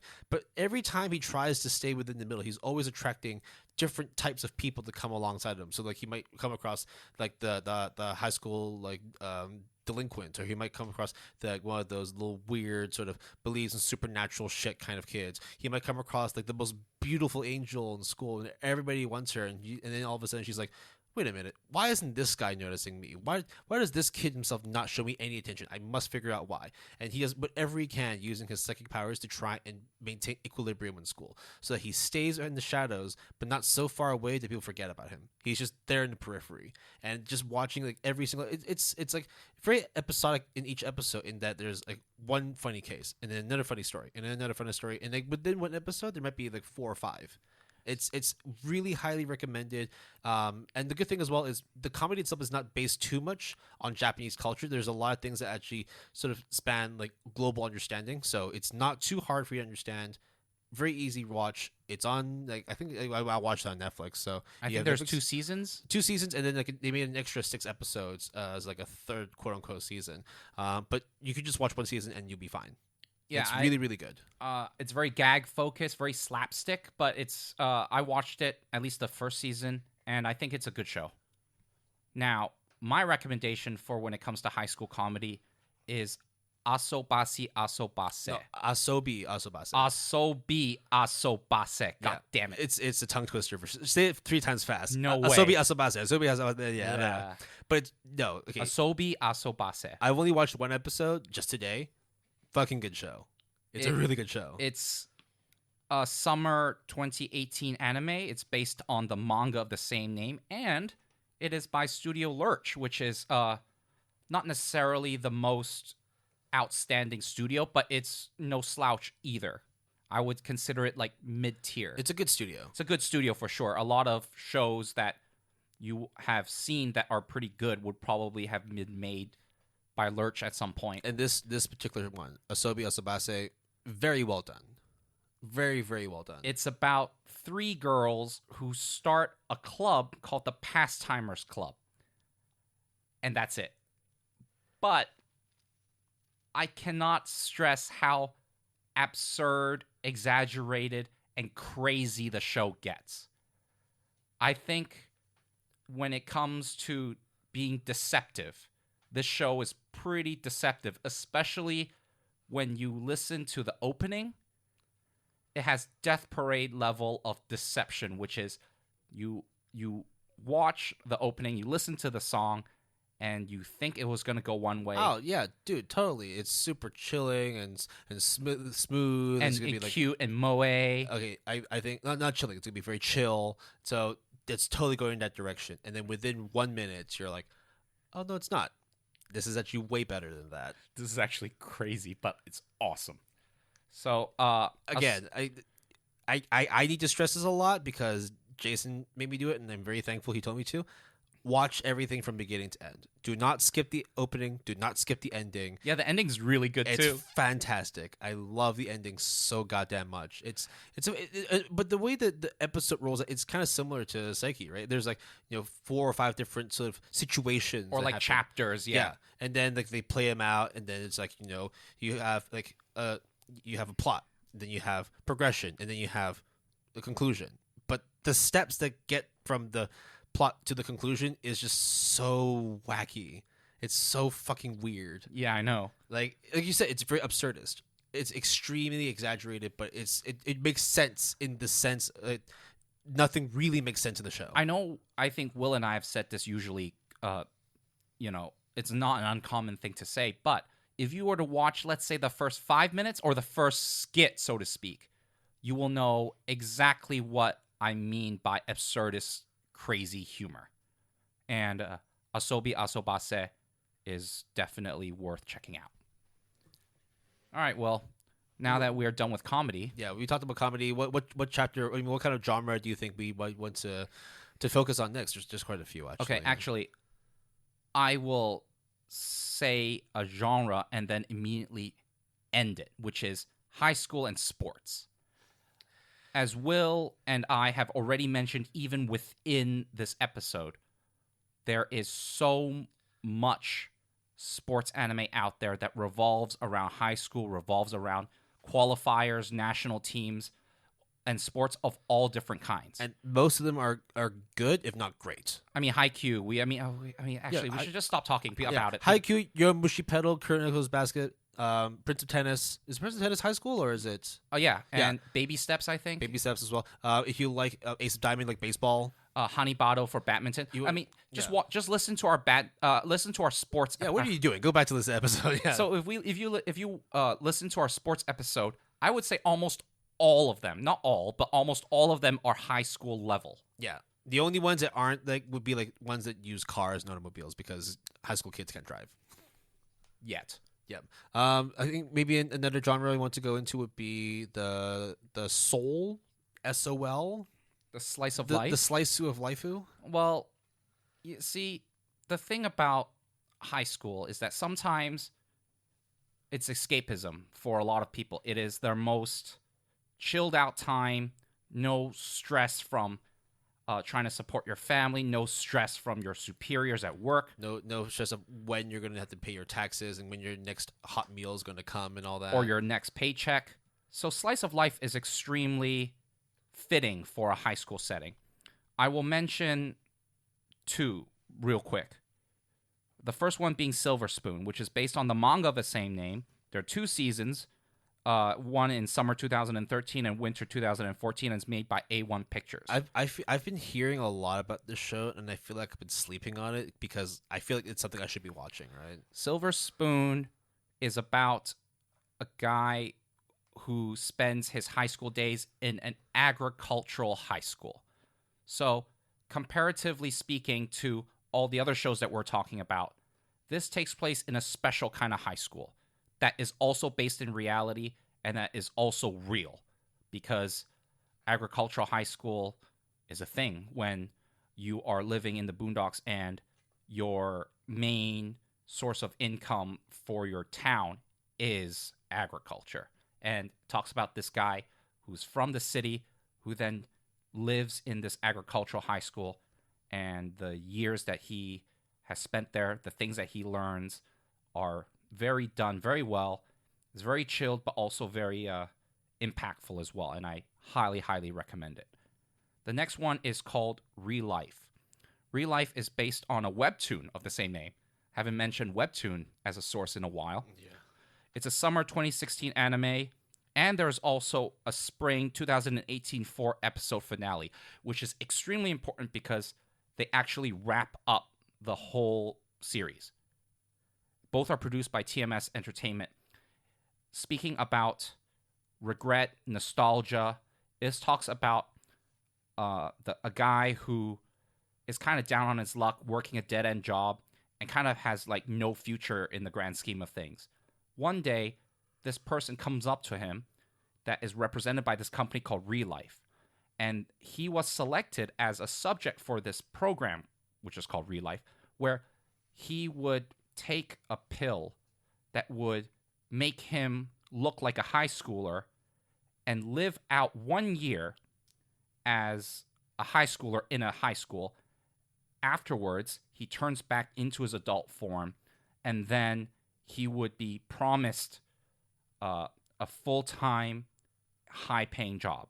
And it's about this guy who tries to relive his high school days again, kind of like a high school isekai, although it's not an isekai. It's really well done, very heartwarming, and it's really good.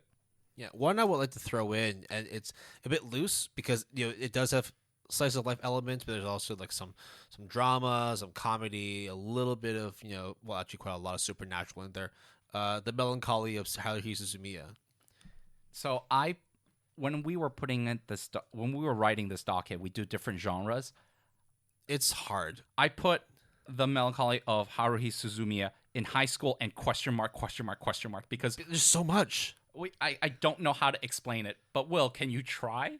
Can you attempt? It focuses on the titular character, Haruhi Suzumiya, who goes to this fictional high school and, whatever, right? She's just, she doesn't like things because, people are weird, and sports clubs are lame because she's better than most people at sports, but the other people aren't good enough to play with her and all that. So what does she do? Well, I guess she just does her own thing, right? She doesn't give a shit about anyone else, so why should she have anyone like give a shit about her? Let's just do her own thing. But there is one person within the show. His name is he has a full name, but everyone just calls him Kyon. Really? I don't think he has a full name. I think he's only known as Kyon. Yeah. I think that's it. He will have a full name, but nobody knows, right? So Kyon is like, this just girl's just sitting behind me, very, very weird, but like, hey, why not? Maybe I'll try and engage with her. And then his other friends are like, oh no, I want you junior high with her. She's very, very weird. Don't get too close to her because she's gonna weird you out. And like she's like, yeah, no, this girl's really, really weird. But I want to know more about her. And as he starts to spend more time with her, he starts unraveling the mystery behind her. Who is Haruhi Suzumiya? What the hell is she doing? And then as you start seeing more and more interaction between Kyon and Haruhi, more characters start coming in, right? And they start building up this club called the SOS Brigade of Haruhi Suzumiya. And just basically what her ultimate aim is to discover and interact with life forms such as time travelers, aliens, and espers. Yes. And this is the part where we stop talking about the plot synopsis of Haruhi Suzumiya. You just need to go and sign up to the SOS Brigade of Haruhi Suzumiya and just join the club. It's a great club. It's a very good show. I cried a little bit, but it was really, really good. It's a Kyoto Animation joint. Oh, yeah. About that. It's fucking gorgeous for a show that came out in 2006. So it's 2006 for the first season, a rebroadcast plus season 2 in 2009, and then a movie in 2010. And that movie is almost 3 hours long, but I heard Will has watched it. I cried a bit. And it's highly rated on Mal or anywhere, really. It's one of my favorite movies of all time. There you go. It's so good. I watched the first season and the first episode of the second season, and then not because it's bad, I went on to other things, but you can't really talk about the anime because there's so much I want to say, but the more you say it, the less it becomes like, oh wow, what the fuck is happening? I walked into the show not knowing a single thing, and I was telling you, like, this is what the show's about, and you're just like, yeah, just keep watching. I was like, this is wild. I know this, and then I was just waiting for Will to be like, what the fuck is this, Jason? But the what the fuck is like, what the fuck is this? I want to know more. So check it out. It's really easy to get a hold of. It's definitely one of the classics, especially because the ED is the girls and the guys doing a dance, and very, very recognizable dance. In terms of memes and just recognizable anime dances, this is up there, if not number one in terms of just anime dances that people know about. Yep. Now, there is another one I want to talk about, but I'll maybe talk about it a little bit later on, because, again, it falls under that question mark genre. So I think we'll move on to the next one, which is, I think, one that you might want to flesh out quite a lot, because you've watched some really, really good shows with this genre, and it's music in high school. Yeah, so when we talk about music in high school, I don't mean High School Musical. Please do not misunderstand. This is way better than this that. Is way better. This is culture right here, ladies and gentlemen. And it just so happens that both these shows kind of have the same first name. Well, first word of the name, right? So it's easy to mistake, but they're both very distinct shows. So the first show that I will talk about is Sound Euphonium. Sound Euphonium, speaking of Kyoto Animation with Haruhi, Sound Euphonium is also made by Kyoto Animation. I think every 2 days when you were watching the show, you're like, wow, this is a really good show.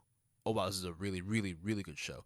Holy fuck, this is a fucking great show. It's also extremely gorgeous. Like, drop dead, I can't believe an anime can look this good. It's like it's made by the same people who did Violet Evergarden. Of course it's going to look great.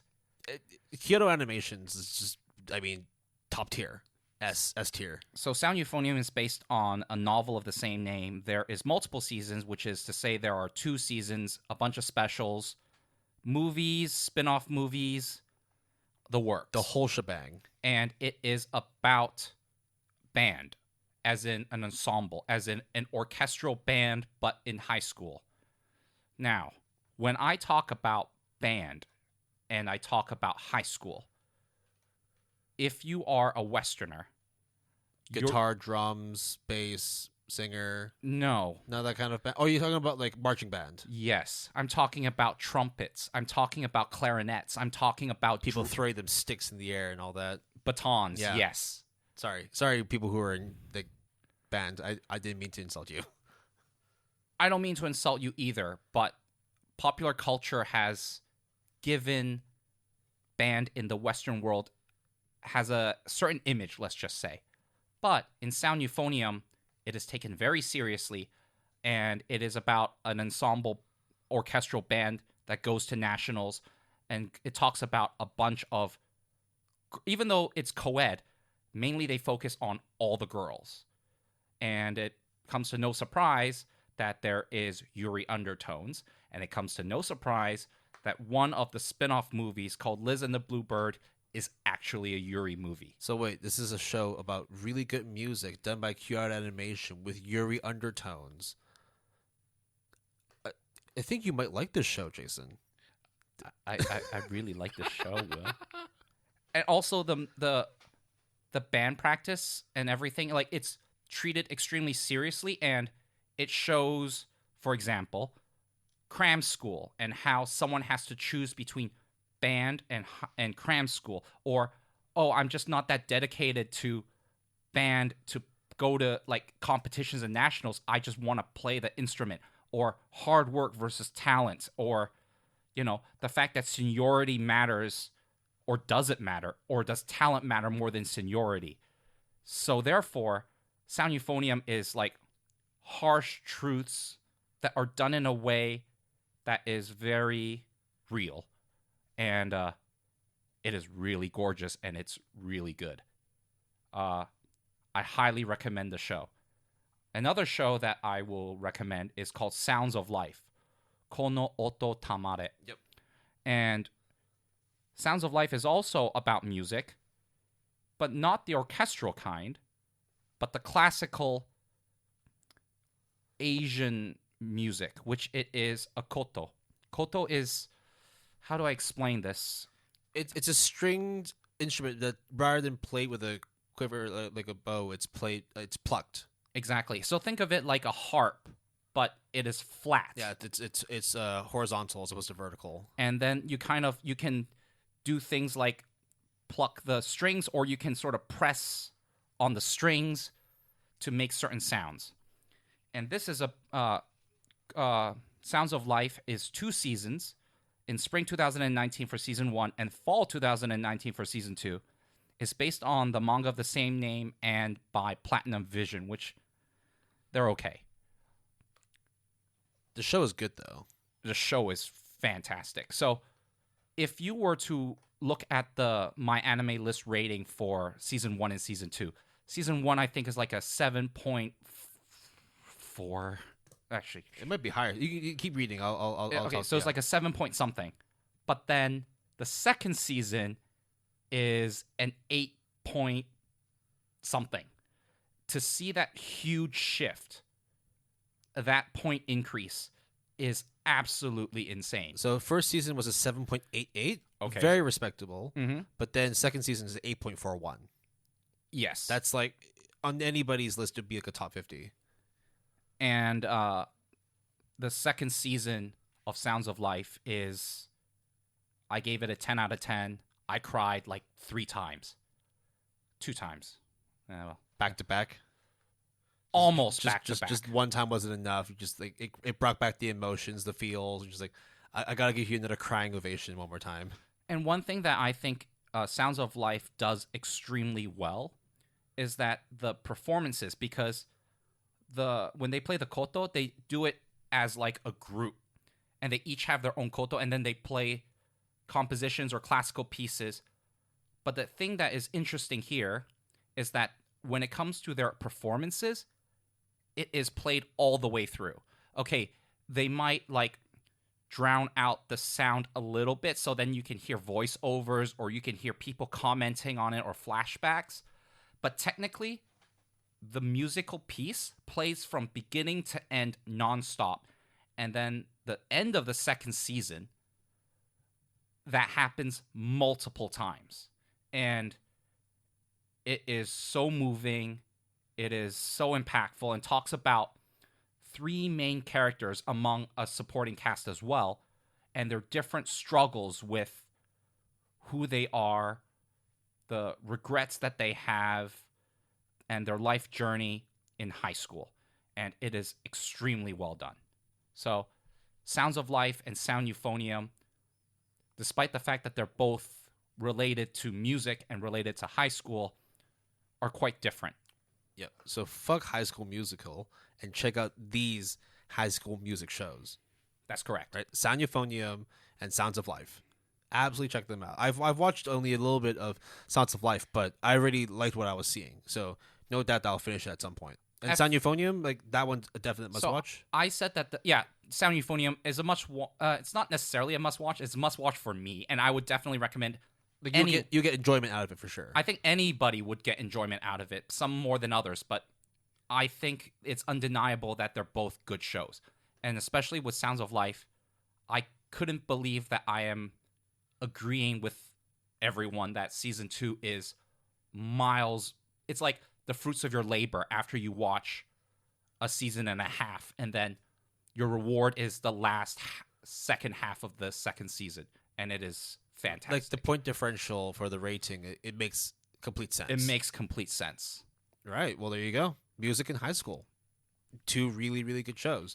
Now, we're going to move on to probably one of the more major topics. I mean, we can talk about like drama in high school, but that lends itself into like as like a more like sub genre. I mean, there's dramatic elements in all these genres. Yep.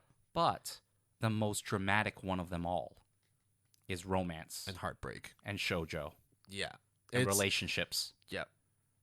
And scum's wishes. Scum wishes? Scum witches? Scum's wishes. So it's like Little Witch Academia, but they're all doing like the whole premise of Scum's Wish. Yeah. That would be a terrible fucking show, and I will absolutely love it.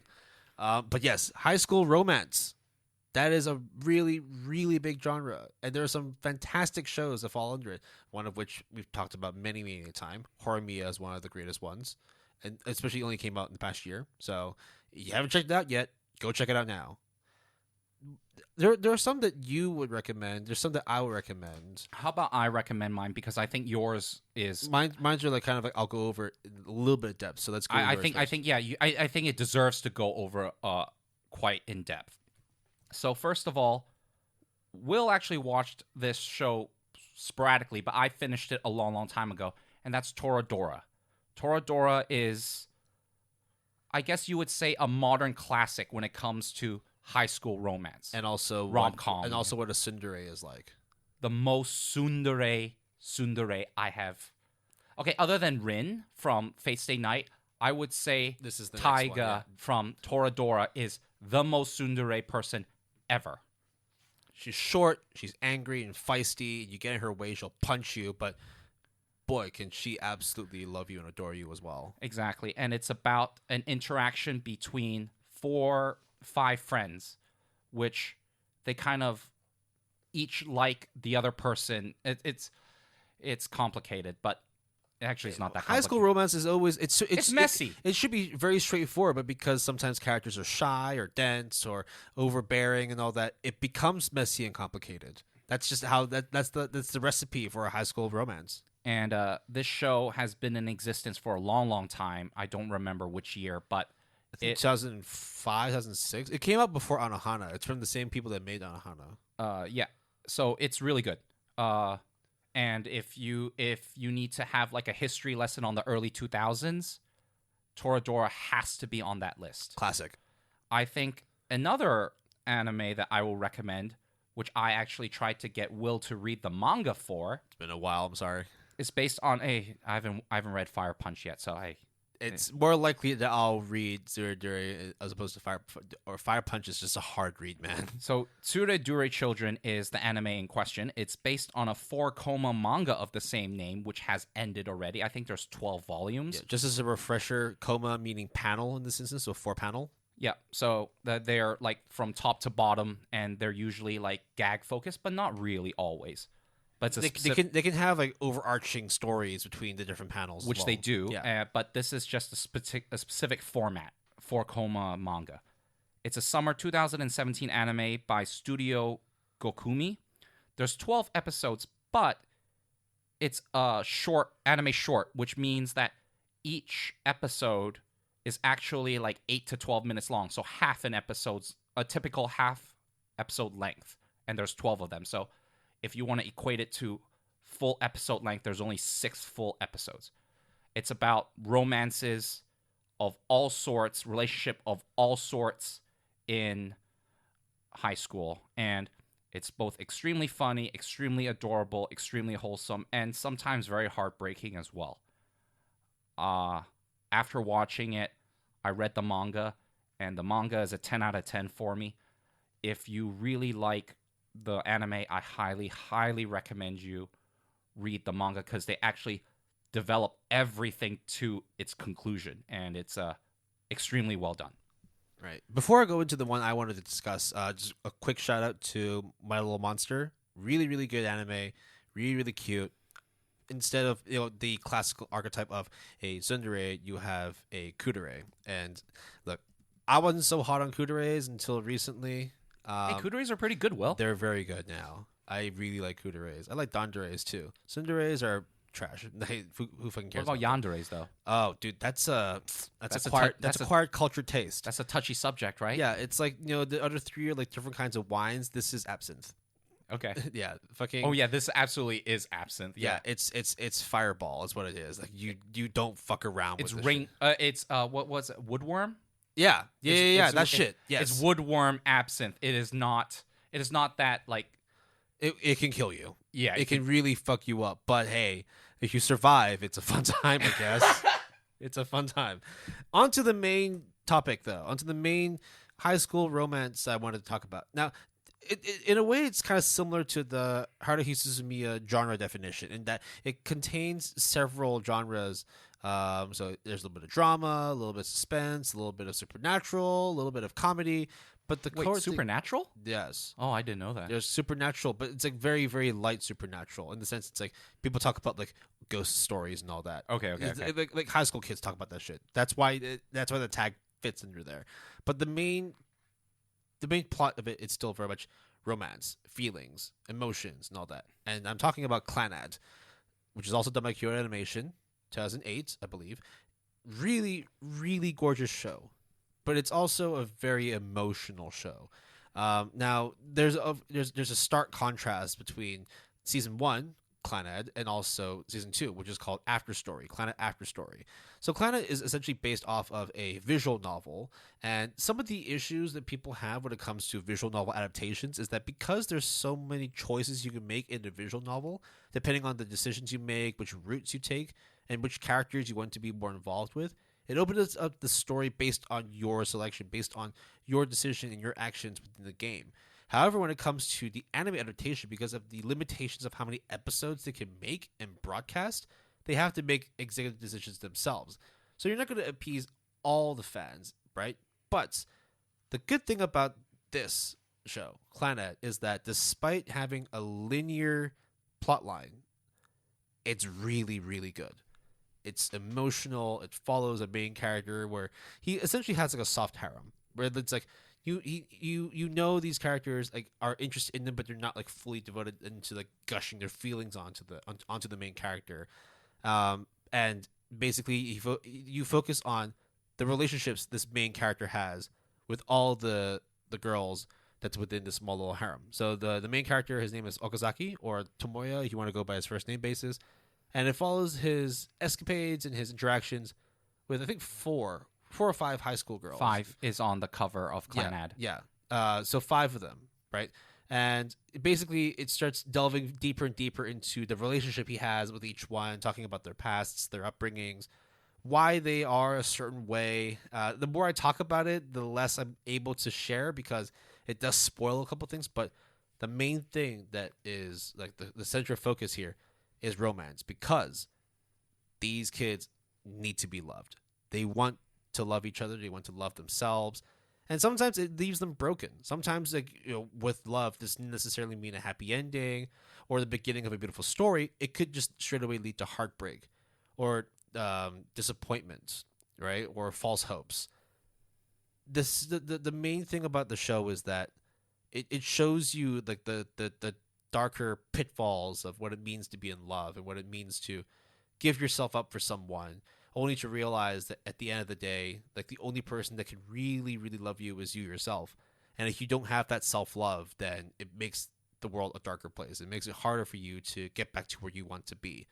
Now, luckily, the characters in the show are all extremely supportive. Yes, they have their own demons. They have their own little pitfalls. They only have themselves to try and fix things. But they will always have a supporting cast around them to pick them up and get them back on their feet and continue on with life, knowing that at the end of the day, no matter how dark the day is, there's always going to be a sun the next day.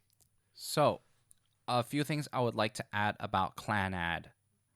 First thing is that when it comes to anime in general as a medium, I think one of the things that I have heard time and time again is Clannad is one of the best shows in anime history.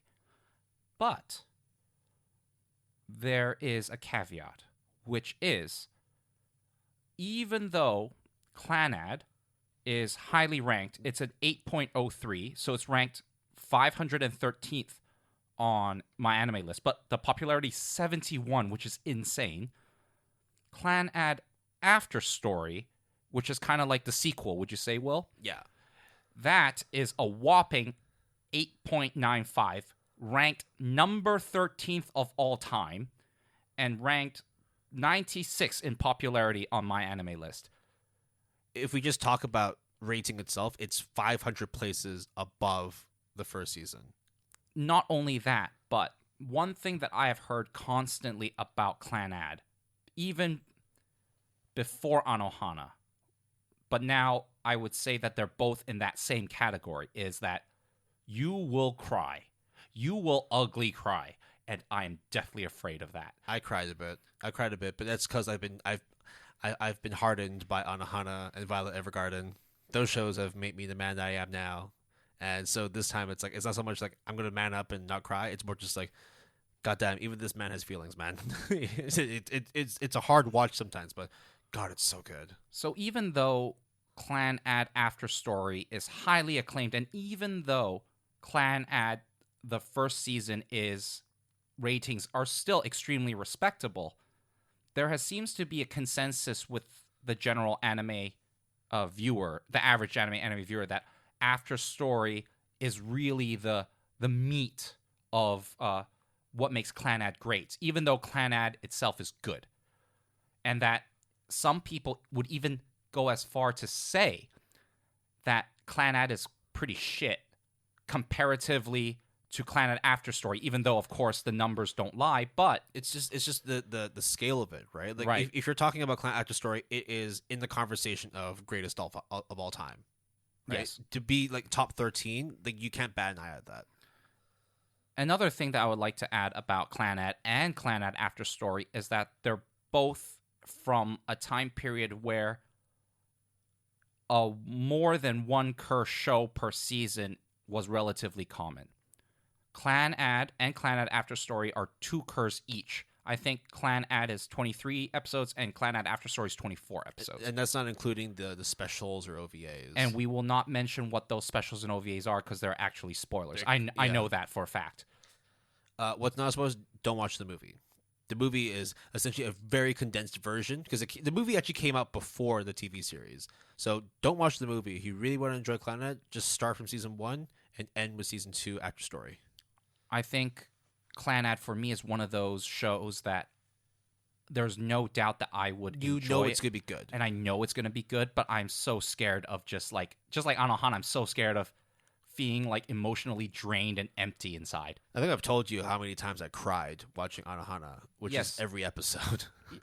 There's 11 episodes. I still think that that's crazy, but I also don't think that's crazy at the same time. So, Will, your final thoughts on Clannad and Clannad After Story. So I'm halfway through After Story. I'll be able to, tune everyone in a bit more as we have another episode later on that will be able to give me the platform to talk more about After Story. But as of now, Clannad and Clannad After Story, fantastic. really, really good watch. Not to mention, I mean, I've already said many a time, it's Kyoto Animation. Would you say that After Story is better than Clannad OG, just like how a lot of people said it is? At the moment, it's not that much better. It's still good. It's still a Oh, no. strong eight. But my tune might change when I finish watching it. I want to reiterate again, both Clannad and Clan After Story, their scores and the things that people have said are extremely positive. Yes, very good. It's just that After Story holds a special place because it is really one of the greatest of all times. Like it's like when you compare something that's like a B grade to an A grade, it's like okay, I can see why. But like the difference between making something an A grade to like an A plus or like an S tier, that's when it's like the contrast is stark, and like, you really, really, really have to like be careful about how you rank it because you can't throw around an S ranking like that easy. I also don't know anybody who shits on Clannad After Story genuinely.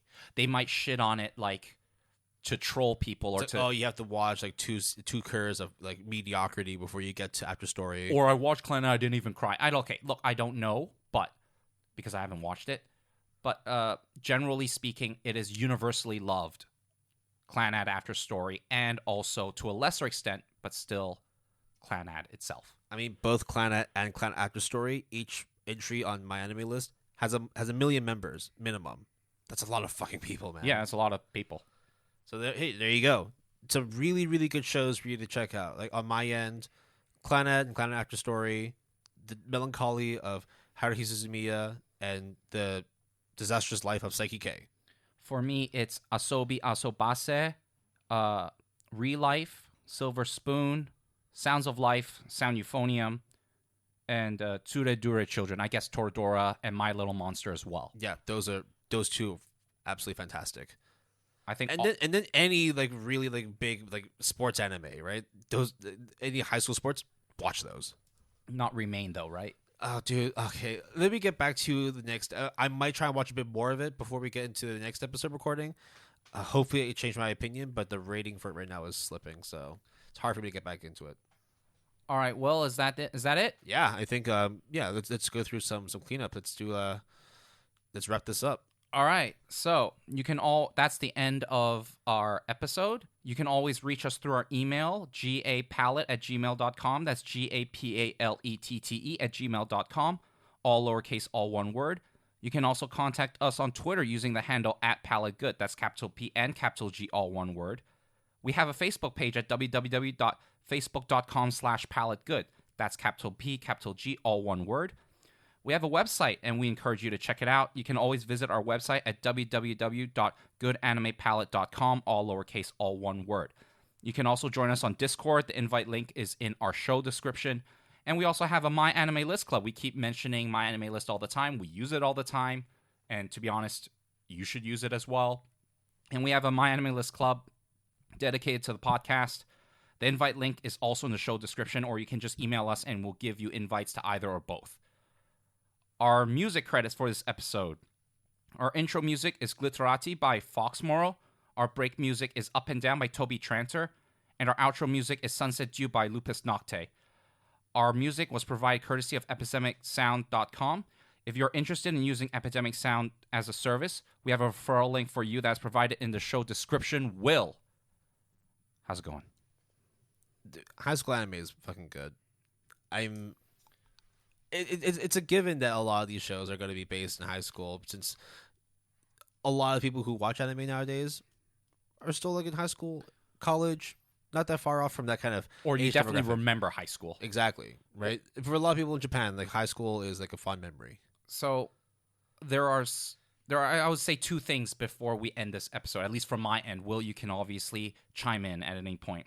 The first thing is, even though we always talk about the idealistic, the positive, the optimistic views of high school, there's, of course, always going to be animes and mangas that talk about the darker side of high school. And by darker, I mean things like hazing and bullying. there is a or even like the darker sides of cram schools and trying to overexert in school, and then that ends up really breaking your mental psyche and everything. or certain, let's say, relationships that are very questionable. Yes. And Koi Kimo will like to talk to you about that. Yes, exactly. That one's a terrible one. Do not watch that. Do not watch that. I watched it and waste of my time. If you want to watch those shows, and there's definitely good shows that tackle these issues, we haven't mentioned a lot of them today, mainly because how can we talk about all these shows? There's so many animes that takes place in high school. I mean, we just had like 10 to recommend, right? And that was just like from like today's discussion. If we were to tack on more, we would need like an extra hour. I mean, within our short list, not the ones that we end up talking about, there was at least 5, 6, 7 more that we were thinking about talking, but we never ended up including them, despite we might have watched some of it as well. But the ones we talk about today, definitely check them out. Wholehearted recommendation from both of us or either of us. The other thing that I will say is manga has way, way more high school settings. So much more high school settings than you can even possibly imagine, just because manga is just more accessible in a certain way and cheaper to make in a way than anime, because anime is a huge ordeal. So, I mean, for example, one of them, which is like which is a manga, which you really, really like, that's coming out soon, right? Komi? Yeah, Komi Can't Communicate is really good. But that one's not as an anime yet, so maybe we'll come back and talk to you about that when it finally releases. I mean, I like High School. I like Yuri. Bloom Into You is one of the top 10 mangas I've read in my entire life. It's really good. It has an anime, but I didn't mention it because, well, it's just too much to talk about. Too much to talk about. And I already did technically mention it in our top 10 animes to recommend. Yeah. So all the stuff we talked about today, go check them out on whatever platform you have. And there are plenty of mangas that have not received anime adaptations that, to be honest, you should check out as well, but we don't have the time. Maybe one day, Will. One day. But I guess, it'll be another day before we start talking about the next episode. So we'll leave it to this. Thank you very much for listening to today's episode. We'll catch you all very, very soon. We'll have a little bit of a surprise in the next episode. So stay tuned, and hopefully we'll be able to, change a few things. There was some sorry. It's cool. No. To be honest, it was a lapse in judgment. I shouldn't have made that mistake. Yeah. Whatever the mistake that Jason's talking about, you'll find out in the next episode. So stay tuned. Enjoy the rest of your week, and we'll catch you all very, very soon. Bye. Thank you.